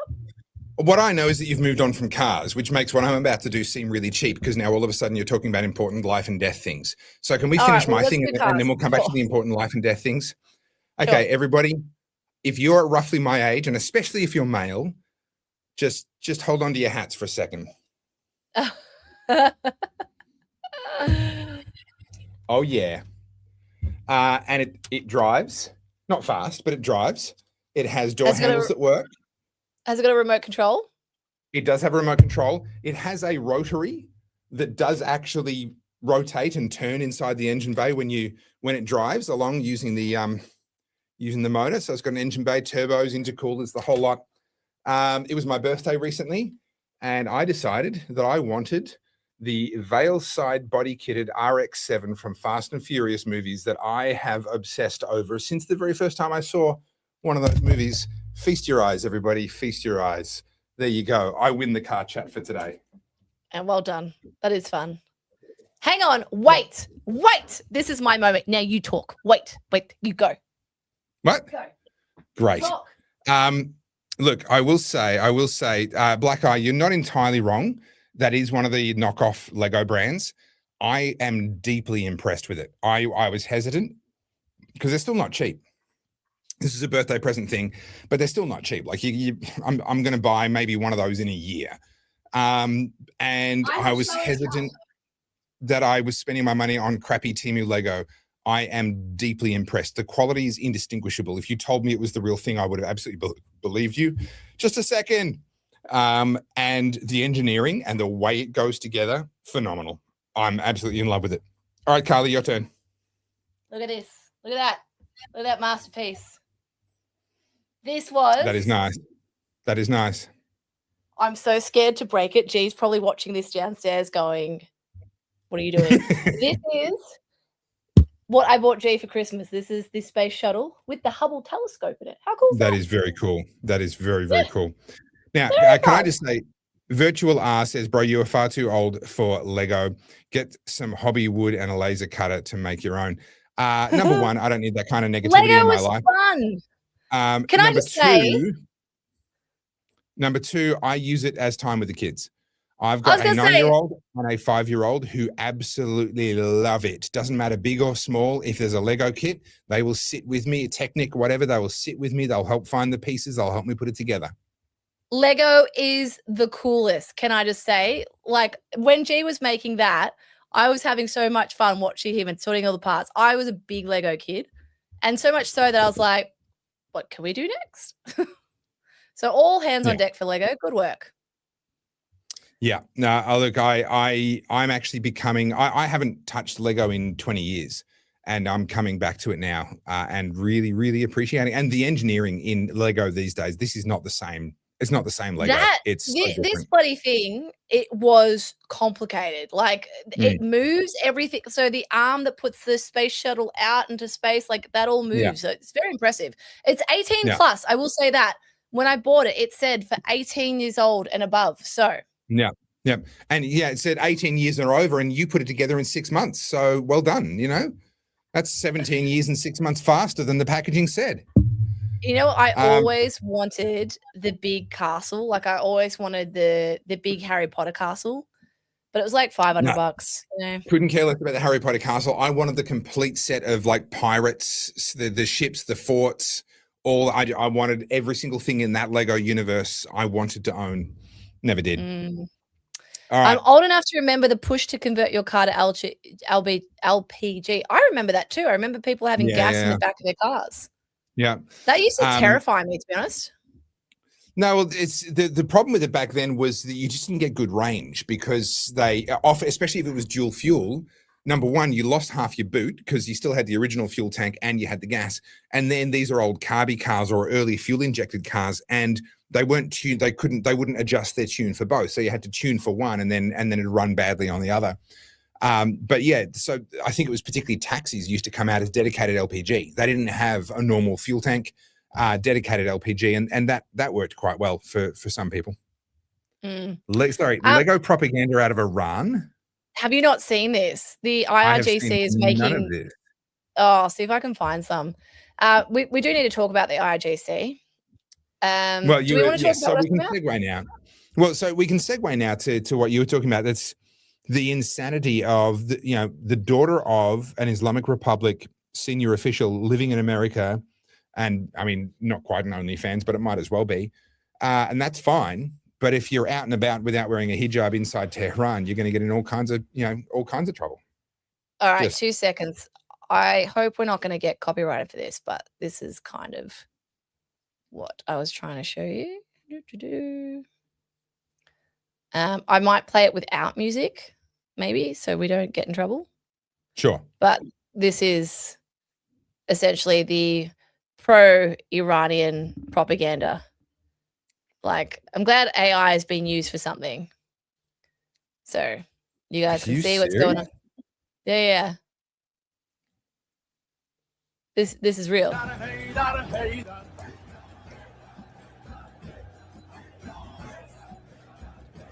I don't understand the story.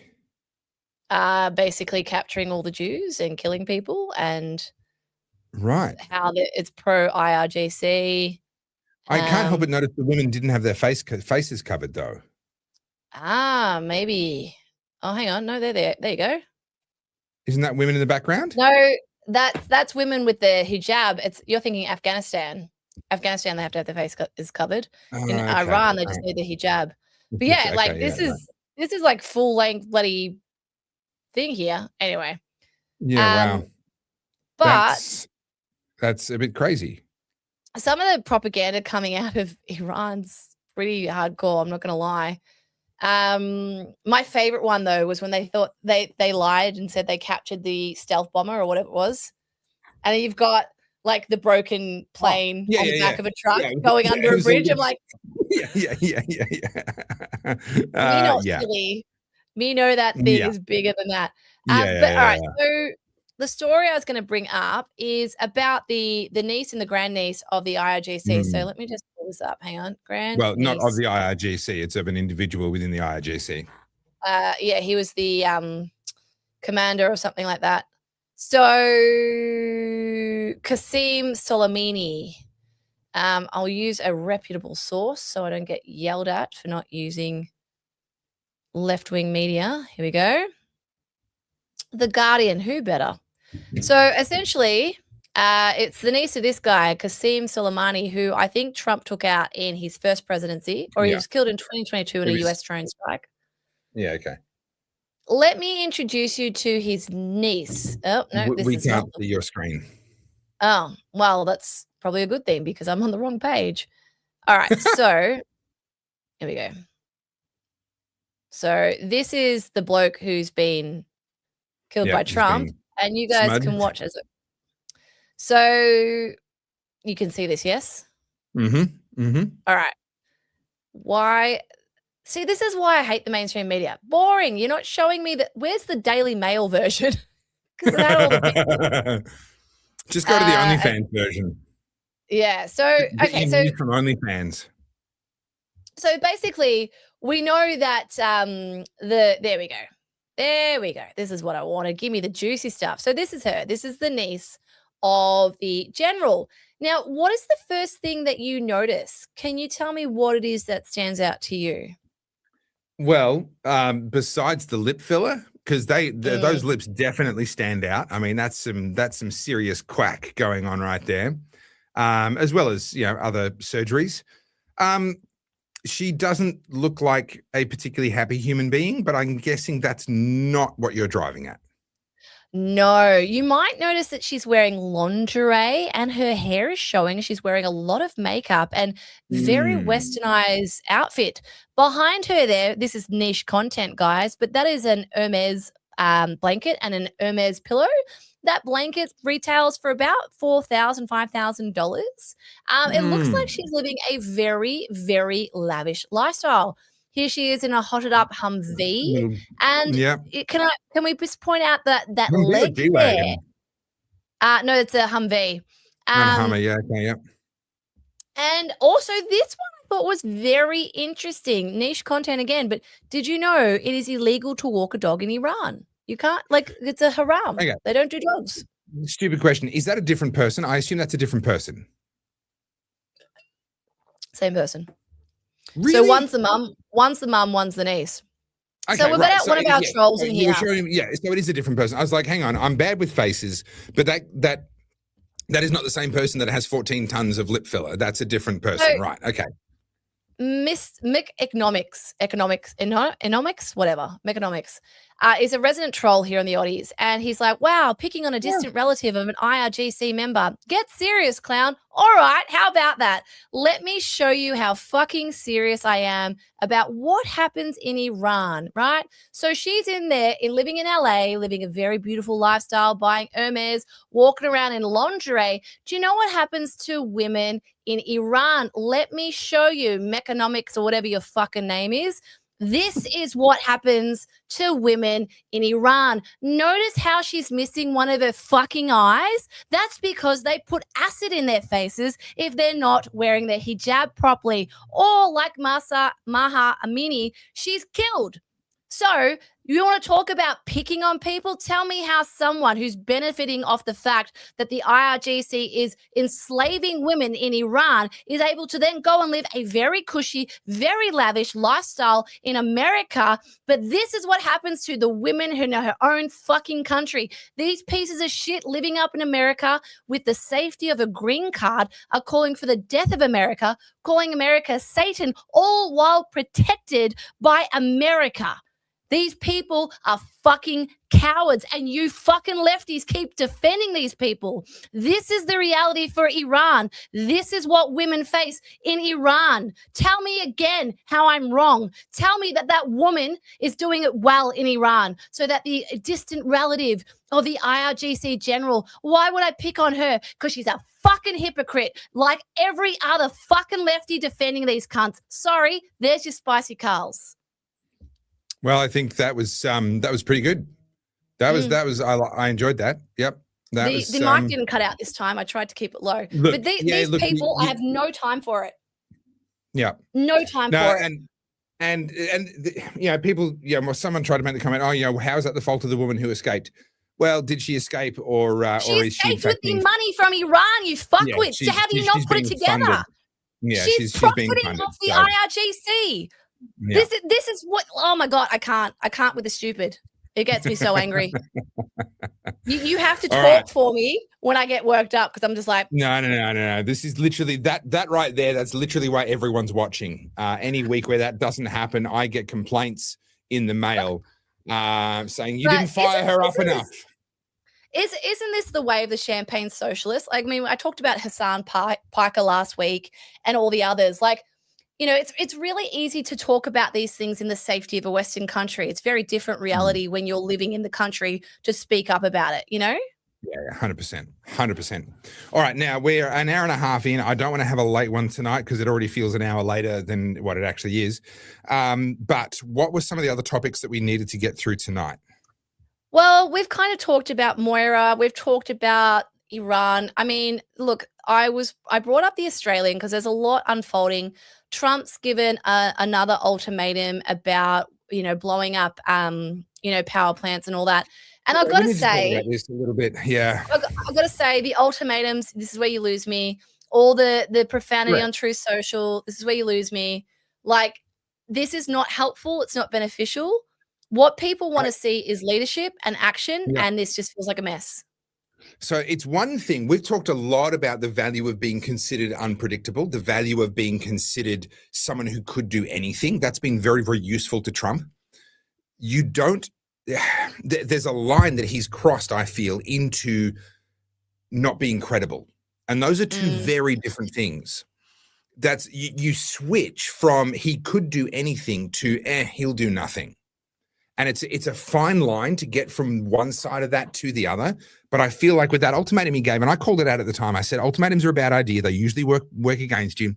He gave him, I think, 24 hours to open the Straits of Hormuz or else there'd be consequences. And then all of a sudden he's saying, we'll give him 5 more days. We're in productive discussions. Well, okay, maybe they are, maybe they aren't. But that doesn't look good. Now he's turned around and said Tuesday, which will be Tuesday US time. So it'll be, in sort of 36 hours for us. He's going to destroy bridges and power plants and everything else. Well, number one, I'm not sure how that helps him. We are seeing significant unrest on the streets of Iran. I don't see how harming civilian infrastructure and making life more difficult for ordinary Iranians is going to help. I'm not clear on that. But also, he's given himself another chance to fail, another thing that people can rightly point at and say, well, he's weak, he doesn't follow through, etc. It just, I don't see a win here. This is lose-lose, not win-win. Yeah. And that's, and he's losing his base too. For Trump, like, this is midterms are later this year. And I think in his mind, this is all going to work out exactly as he plans, and everyone will be like, oh my God, thank you so much, Trump. And I mean, we talked about this when we had Dibber on, right? Like, there is so much at stake. Everyone understands this is about oil, guys. Like, remember that we know that. Yeah. But the Iranians are seeing this as an opportunity for freedom. And so they're waiting with bated breath to see if the regime will be toppled, if this will be a new dawn for Iran. So there's a lot of things that are at stake at the moment. And I think I understand a part of this is playing politics, and I understand that requires bravado and Trump being bombastic like he normally is.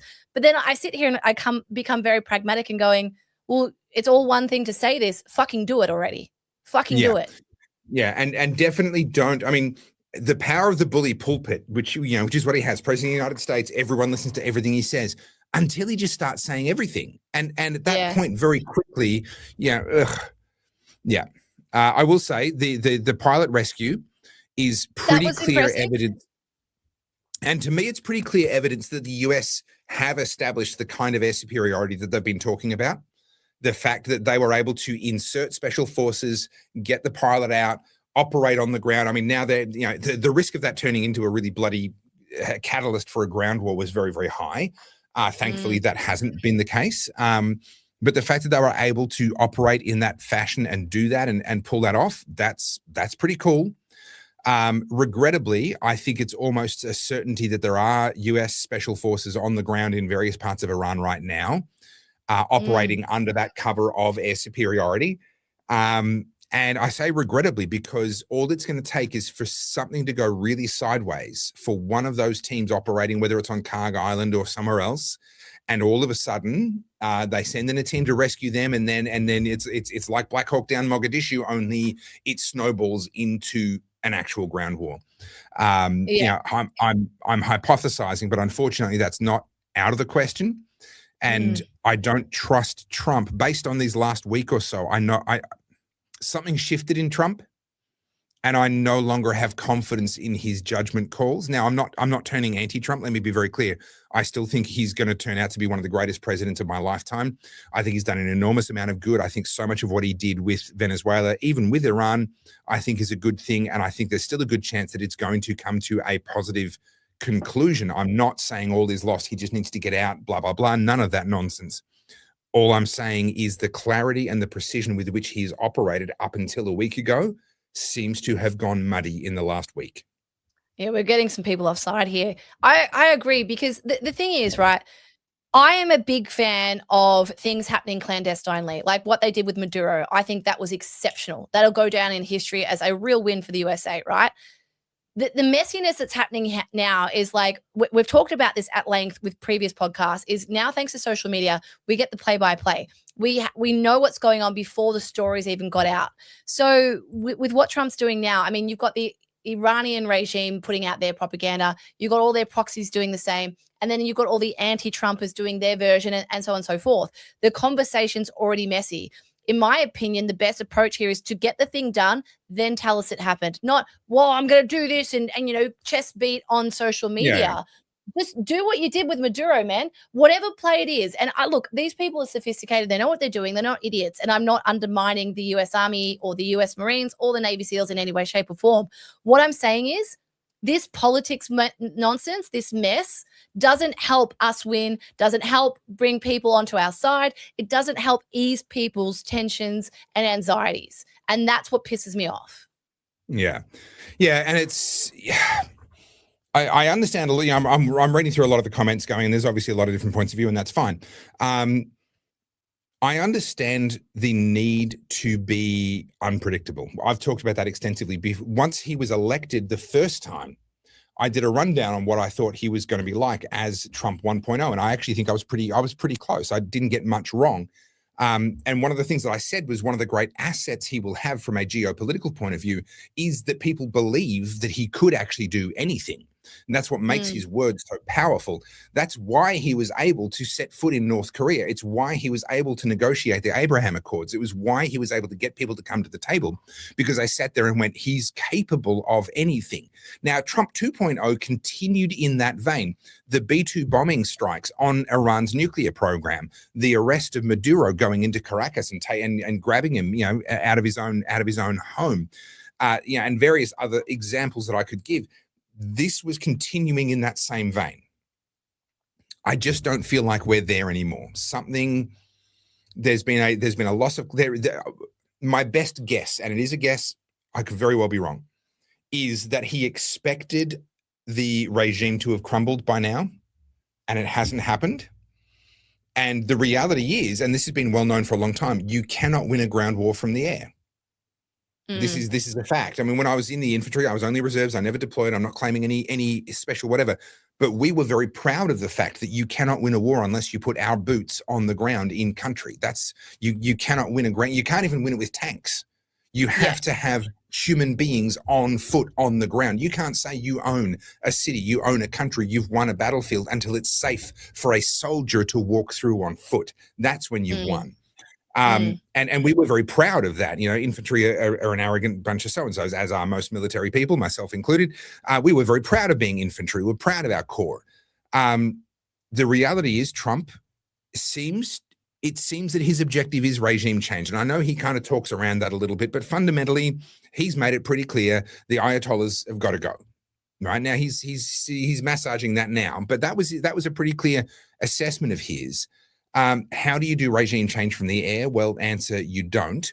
What do you do when you've won the air campaign and the regime hasn't changed? That's now the question that he's got. I'm not saying it's going to lead to a bad outcome. I'm just saying I feel like there's a clarity that is no longer there. It was there and it's no longer there. The thing that concerns me also here is, let's say there is no regime change, and for a little while everything eases off and everyone pretends to get along. What does that mean for all the protesters and the people fighting for freedom in Iran? What does that mean for all of the women who, were throwing off their hijab? Does that mean an even bigger crackdown? Does that mean that, come 6 months, 12 months, 2 years from now, you see a theocratic regime even worse than Khamenei? Do you know what I mean? Like, this is what worries me. Yeah. And so much of what we're up against now in the Middle East is the product of the seeds that were sown from the last thing we did in the Middle East. We've talked before about the British Mandate. The carving up of so much of the Middle East was done by the British Empire following the First World War. They had the right to do it. It was the spoils of war. They could draw the lines where they wanted, but because of where they drew the lines, we created a whole bunch of other problems that we're still dealing with to this day.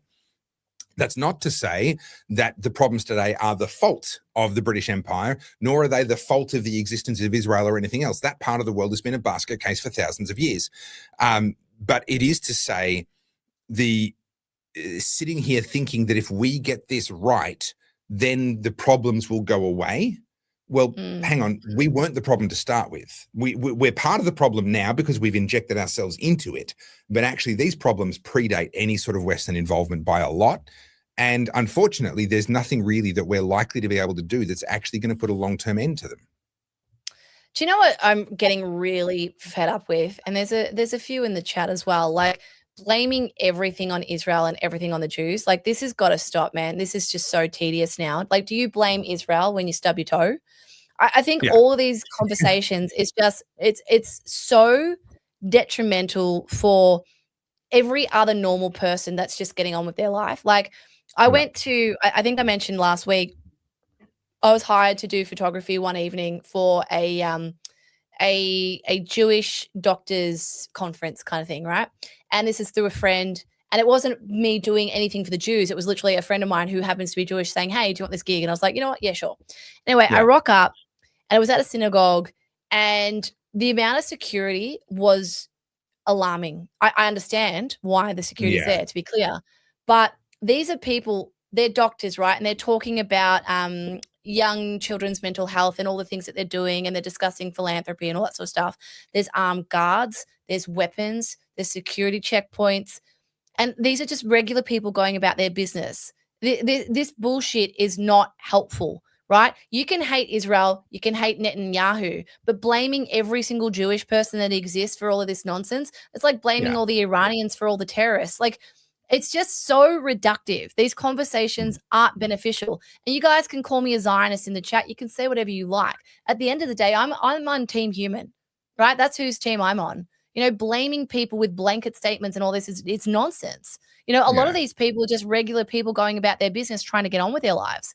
And a lot of the Jewish people I know are actually quite left, right? So the issue with saying it's always Israel's fault or it's always this fault, it's always like 5D chess, there's some kind of like Illuminati thing happening.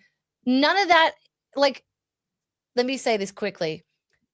How do you suppose that you combat that, right? Like, so the current thing on the far right is that it's all the Zionists, it's all the Illuminati, it's the elites, it's the pedophile ring, right? Sure, okay, that's what you believe. On the left side of the things, it's all the right-wing extremists, the fascists, right? It's the same argument.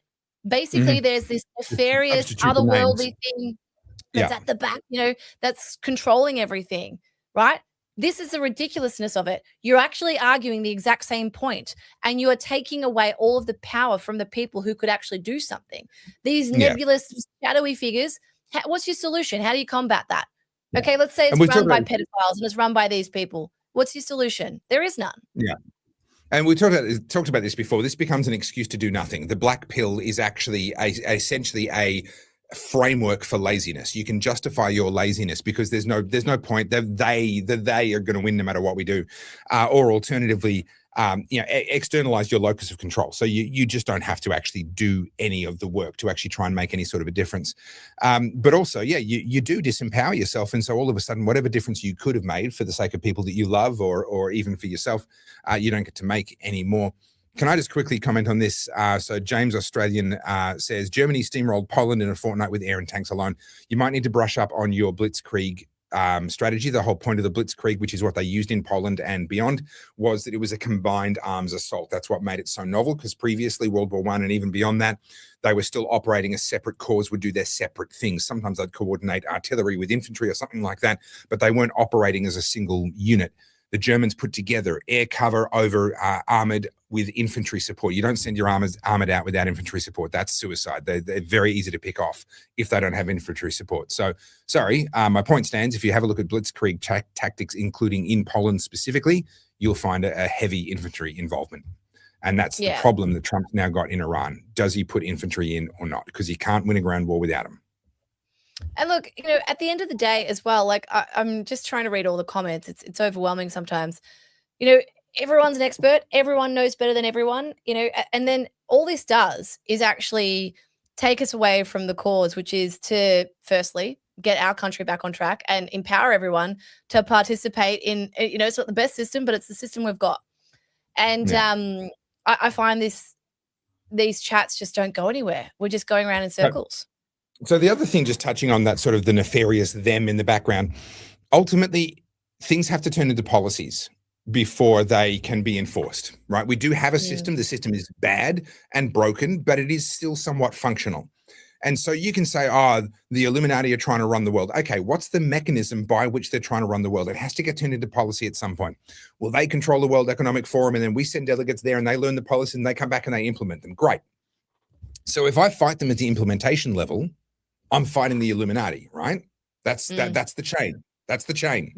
If we sit here and we go, no, we're going to block that piece of legislation. We're going to get engaged politically. We're going to change the numbers. We're going to get rid of the people that are on board that program and get people that are on board a different program so they can't get what they want through our parliament in Australia. Then that's how we fight the Illuminati. But the people who talk about the Illuminati don't want to do that. Right, they're like, no, you don't. It's not this. It's this. Yes, but what's the chain? What's the mechanism? How do they exercise the control? And that's ultimately why I came to the conclusion. People who are down these sorts of rabbit holes, and it doesn't have to be the Illuminati. It can be the whole Jews thing. It can be the left wing, right wing, Club of Rome, whoever it is that you want to put into that. The freaking lizard people, for all I care. In the end, it has to take shape and form in some sort of policy in order to be shoved down our throats here in Australia. And I agree that there are nefarious groups trying to shove bad policy down our throats. We've seen that. I don't disagree that that's happening, but I can't stop people from going to meet with Klaus Schwab at the World Economic Forum. I can stop them getting whatever legislation or whatever policies they want through Parliament by helping to influence Australian politics. So let's fight at the level where we can actually make some sort of a difference. Just to lighten the mood a little bit, we'll move away from Iran. I finally watched the Louis Theroux Manosphere. The Manosphere, yeah, right. And I gotta say, like, this is the dangers of echo chambers, right? Because I'm pretty across culture, but I gotta tell you, the only person I knew who was on that was he's on Tim Pool occasionally. What's his name? Myron Gaines. That was the only guy that I knew. All the other people, all the influencers with the large following, I'd literally never heard of, right? So, you talk about these people having influence. For someone who's pretty chronically online, I didn't know who they were. And so there was talking about toxic masculinity, of course, right? Sure. And I was watching this whole documentary, and it was clear like Louis Theroux had an objective, and these guys who were being interviewed because they were doing everything live and trying to get gotchas, they obviously didn't do their homework and understand who Louis Theroux was. And it wasn't until they went on streams that people were like, he's going to set you up and whatever. And you watch them kind of run scared. And they're all obviously in polyamorous relationships. The girl's not allowed to have multiple partners, but the guy is, and it's all testosterone, right? And I was watching it, and I think you'll appreciate this because you just did your values workshop. And I was watching it. Everyone's like, "Oh, it's masculinity. It's toxic." I was like, "No. That's the superficial take, right? Were they douchebags? Yes, unequivocally, dickheads, right? Easy." But what people missed, and the part that I find most interesting, was these are morally bankrupt individuals. And what they're doing, so there was one quote, and I can't remember which one of the influencers said it, but it was the first one in the show. He came out and said, I think OnlyFans is disgusting and that women who do OnlyFans are disgusting, but I'm going to still profit off them. I'm a businessman first. I'm going to make the money. And so people are like, oh, it's misogyny. I'm like, no, it's moral bankruptcy. This person has no values, right? And so we're not facing a crisis of, fourth wave feminism and toxic masculinity. What it actually is, we've become so secular, so insular, so all about the individual, so enamored with ourselves and basically narcissism that we don't have any anchors anymore. And so that's why these things take place. That's why all of a sudden everyone hates the Jews and everyone hates this and it's all that. Because realistically, none of us have a very strong moral compass anymore. That's why the compass was in the thumbnail for today's show, because that's what we're ultimately trying to define. What do you, person watching this right now, what are your values? What do you think is most important? Then make your decisions from that. Please don't take on my values. Take on your own. Figure out what yours are, because that's what this is. So when I was watching that Manosphere documentary, all I could think of is your parents failed you. Your school failed you because you don't know who you are. You've adopted this like facade of who you are, like this bravado. I'm a man, and you're actually just playing out tropes. Oh, I'm a man that can have multiple partners. Oh, I'm a man, I drive a Lamborghini. Oh, I'm a man, I have muscles. I'm like, these are tropes. That's not your personality. That's a costume.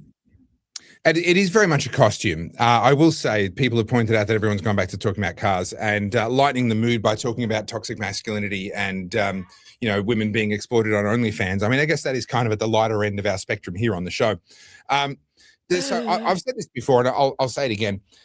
A lot of these guys correctly identify some of the problems, not all of them, but some of what they point to is real. And then they prescribe completely the wrong solutions, the wrong prescriptions. And a lot of what is called toxic masculinity is actually insecurity and the mask to cover the insecurity.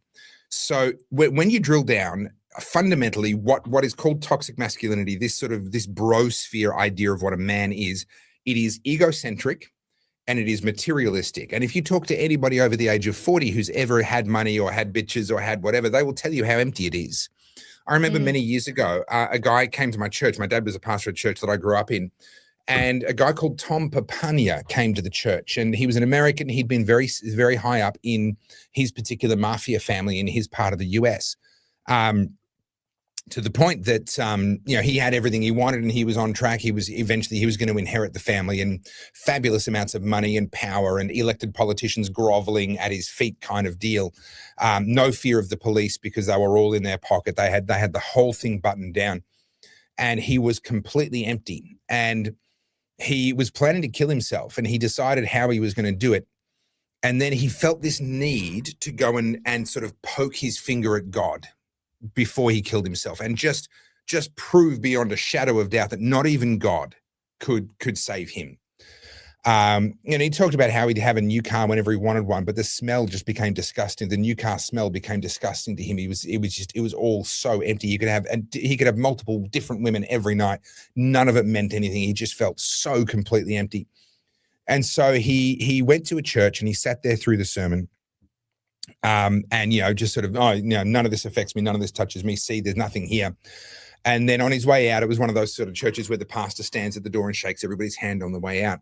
And he shakes the pastor's hand, and the pastor kind of holds onto his hand for a second, and he says, sort of something along the lines of, please don't take this the wrong way, but when I look at you, I see a child crying. Can we catch up?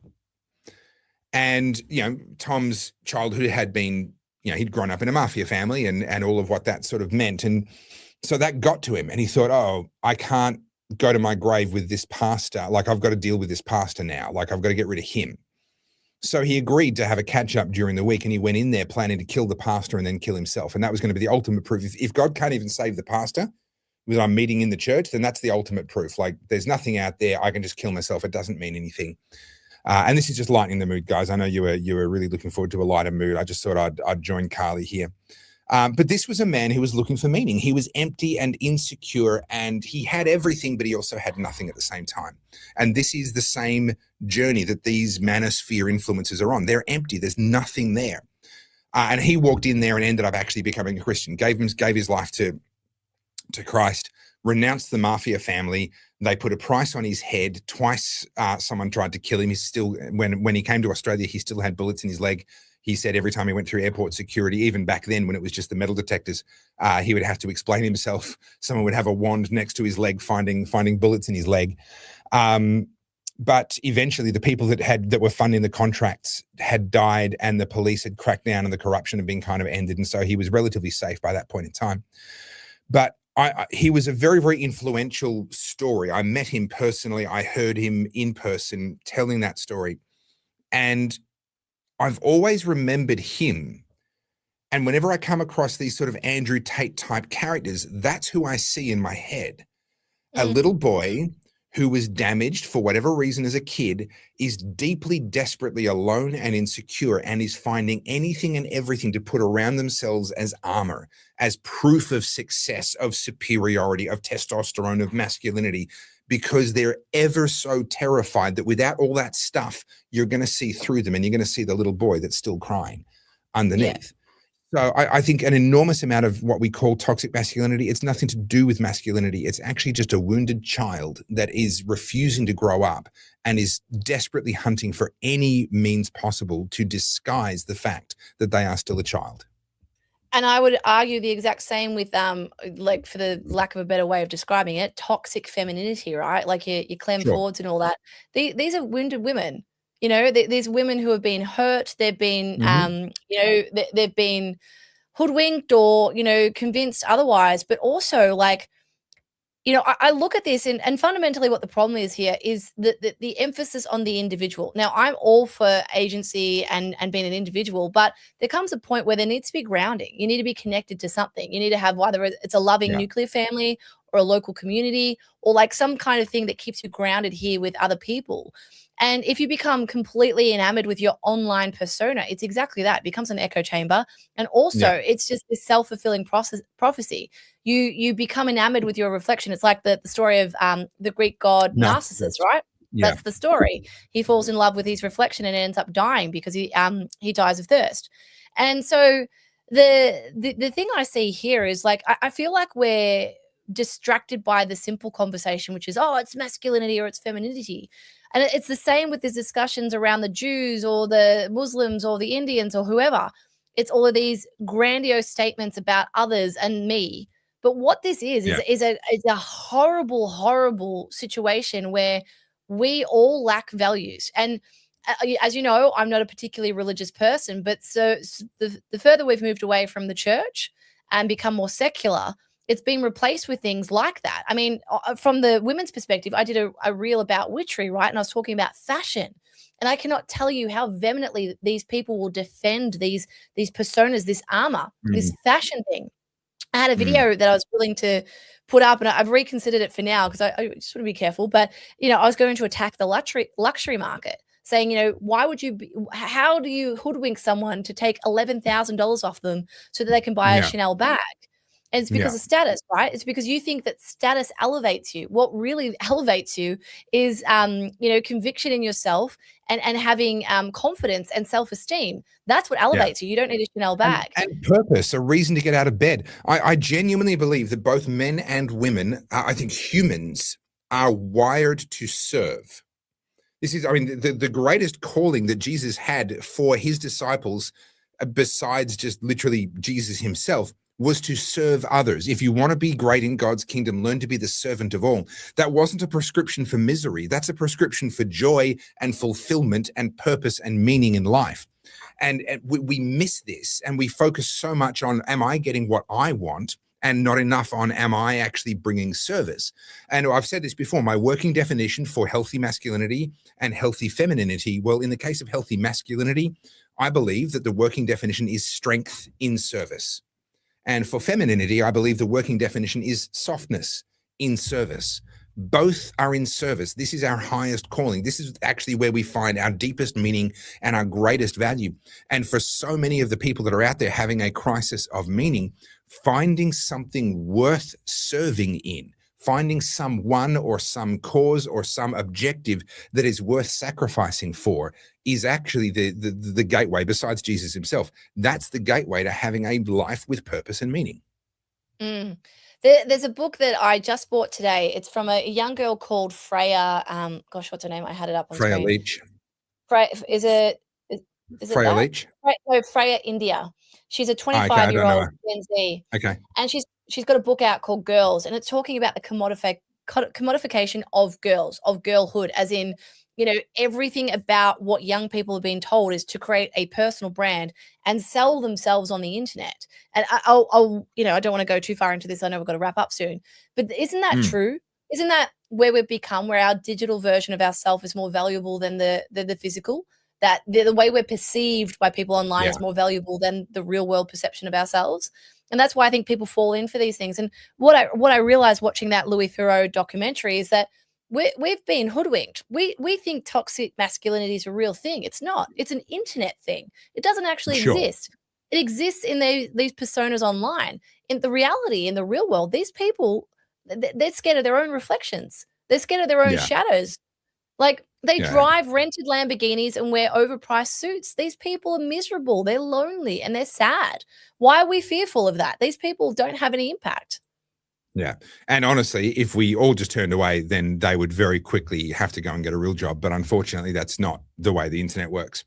A couple of things very quickly before we do have to wind up. Got a question here from Beer Battered Gummy Shark. Where is Topher's accent from? What influenced it, American or other?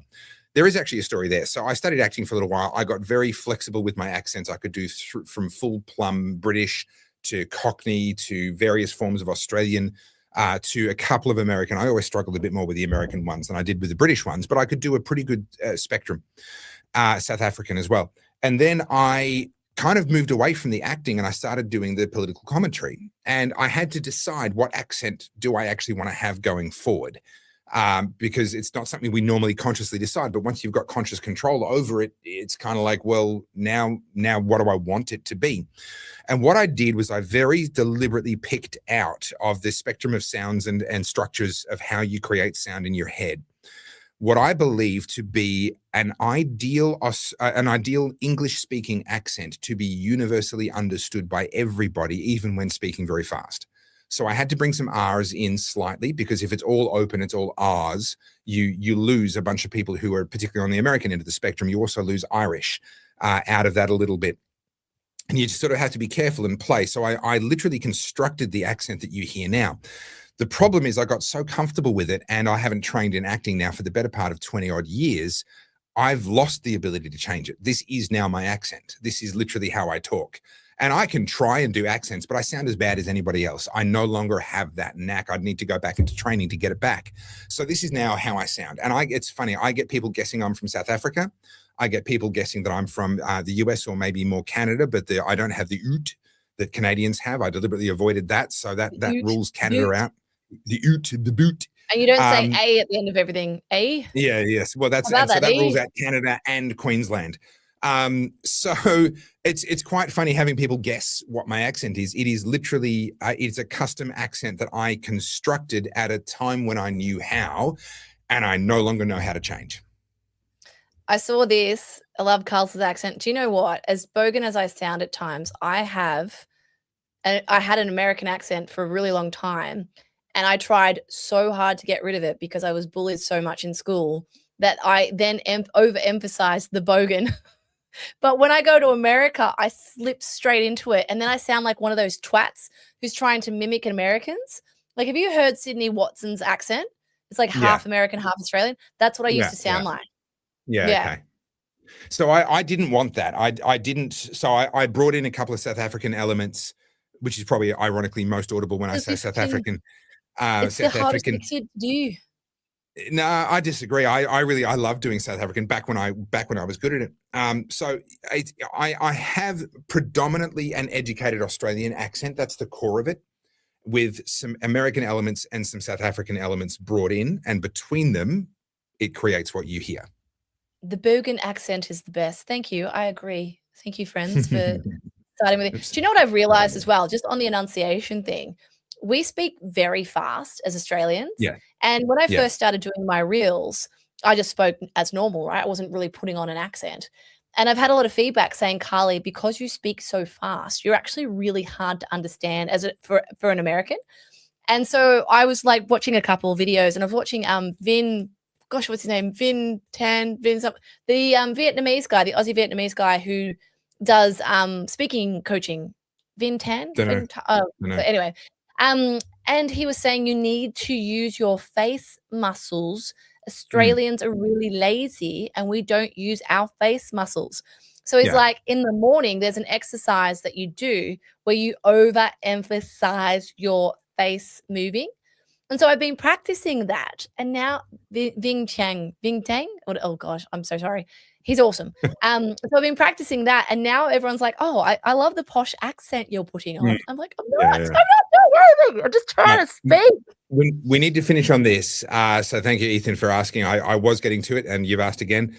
Can FON or One Nation win enough seats to win the 2028 election? I take win to mean form government in their own right. Almost certainly not, but it's not impossible. It's exceptionally unlikely. I think it is very likely that they will get enough seats to form some form of coalition government with the Liberal National Party. Who would be the senior member of that government? I'm not sure. I'm not going to predict. I think it's entirely possible that they could form a coalition government alongside the Liberal National Party. It's not impossible for them to actually win a majority of seats, but it is exceptionally unlikely. I think probably the most likely outcome is a coalition government alongside the Liberal National Party. The next most likely outcome is a Labor win. And then an outright One Nation win would be somewhere in very exceptionally unlikely. However, they don't need to win outright to completely transform our politics, and in a good way. Balance of power in the lower house, just being needed by whoever forms government as a guarantor of supply in the lower house. That alone would give them an enormous amount of leverage. That's how the Greens changed our politics so much, is just simply holding the balance of power, in their case, in the upper house, in the Senate. I think One Nation could potentially get the balance of power in the lower house, which is a tremendously powerful position to be in. So can they? Yes. Will they? Probably not. But whatever they do will be good for us. We were going to talk about this, but I've seen this comment pop up. This one here. Any comments on people claiming the Artemis mission is another fake before you close out? Look, I date a man who is into this stuff, right? So I have consumed a lot of space content in my time. And I have watched nearly every SpaceX launch now. And we rewatched them all. Who knew you could watch a montage of them? And I want to believe we're doing it, but I'm still dubious on the fact I don't think we went to the moon. My boyfriend very much disagrees with me, but I'm with your boyfriend. We went to the moon, then we got stupid, and now we're finally going back into space again. I think the whole Artemis thing is overblown on the basis that they're like, oh, we're going the furthest into space we've ever been. You're just orbiting the moon at a slightly higher altitude than before. Like, that's like, just don't, like, you're not going to Mars or anything actually cool. You're just going a little tiny bit further, but still within sort of that binary orbit of Earth and moon. But it is pretty cool, and I'm glad they're doing it again. But honestly, call me when we're actually sending a mission to Mars. That's when I'll start to pay real attention. I will say, like I'm obsessed with space from a planets and stars kind of thing, and I love it when we get the telescope out and look at them. Like, I believe the planets are up there. I'm not worried about that. Have we got to the moon though? I don't know. I'm a bit iffy on that. This is a pretty common sort of sentiment. So, Be a Battered Gummy Shark saying able to land on the moon 80 years ago and not once since. So a couple of things there. Sentiments and attitudes towards risk changed enormously. Let's not forget there's no gold on the moon. If there was Well, something to get out of it, that we'd was be the there. second point. That was the second point. There's no business case. They've been there, they've got rocks. There was actually no business case to go back. But actually, in the first instance, attitudes towards risk changed. Coming out of the Second World War, look at Formula One. Look at the killing years of Formula One. We had the fighter pilots who were used to 10% of them dying every week during the war. The war ended and they went looking for thrills. They started racing cars, and 10% of them would die in a season of Formula One every single year. And no one really thought twice about it. It's a high risk sport. That's just what it is. You put a bunch of people and try and launch them into space, or try and break the sound barrier, or do any of these things. A bunch of people are going to die. That's why being a test pilot got you all the chicks. Right? It was cool. You were daring. You were amazing. That's sort of, it ran on that post-war life is not cheap, but risking your life is noble and exciting, and to be elevated, to be venerated, to be respected.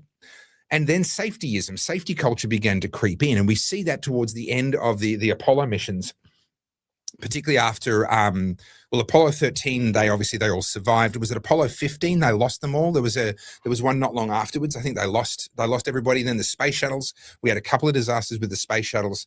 And I think increasingly people just became, or the agencies became incredibly risk averse. They don't want the bad headlines. Then when you add to that, what's the business case? Why are we going back to the moon? There's nothing there that is of any interest or value to us here on Earth. We've already got what we needed for the experiments that we've done.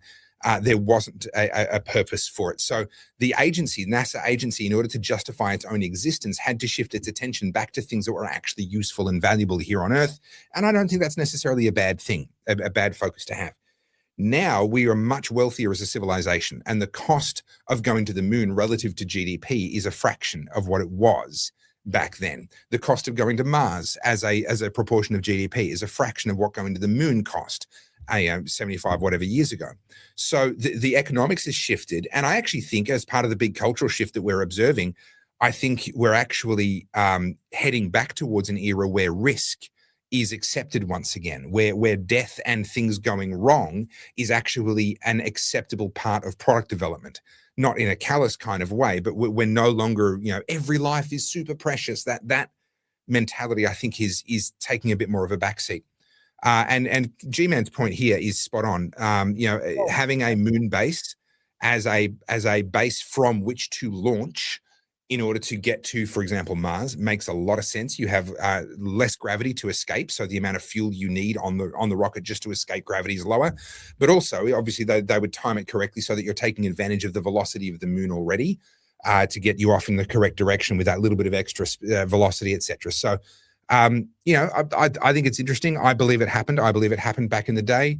I believe they're doing what they're doing right now. That's a dark joke. I was born as the Challenger space shuttle blew up. My mum told me that, like, when she first held me in her arms, she watched the space shuttle blow up. Yeah, wow. And I'm like, so it was your fault. Yeah.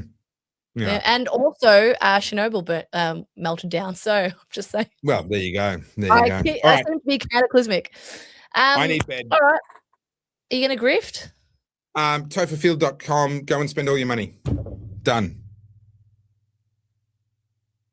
You going to grift? Pathetic. Yeah. So masterclass starts There's Monday. no point. They're going to spend all their money on mine. So there's no point you grifting. They've got no money left.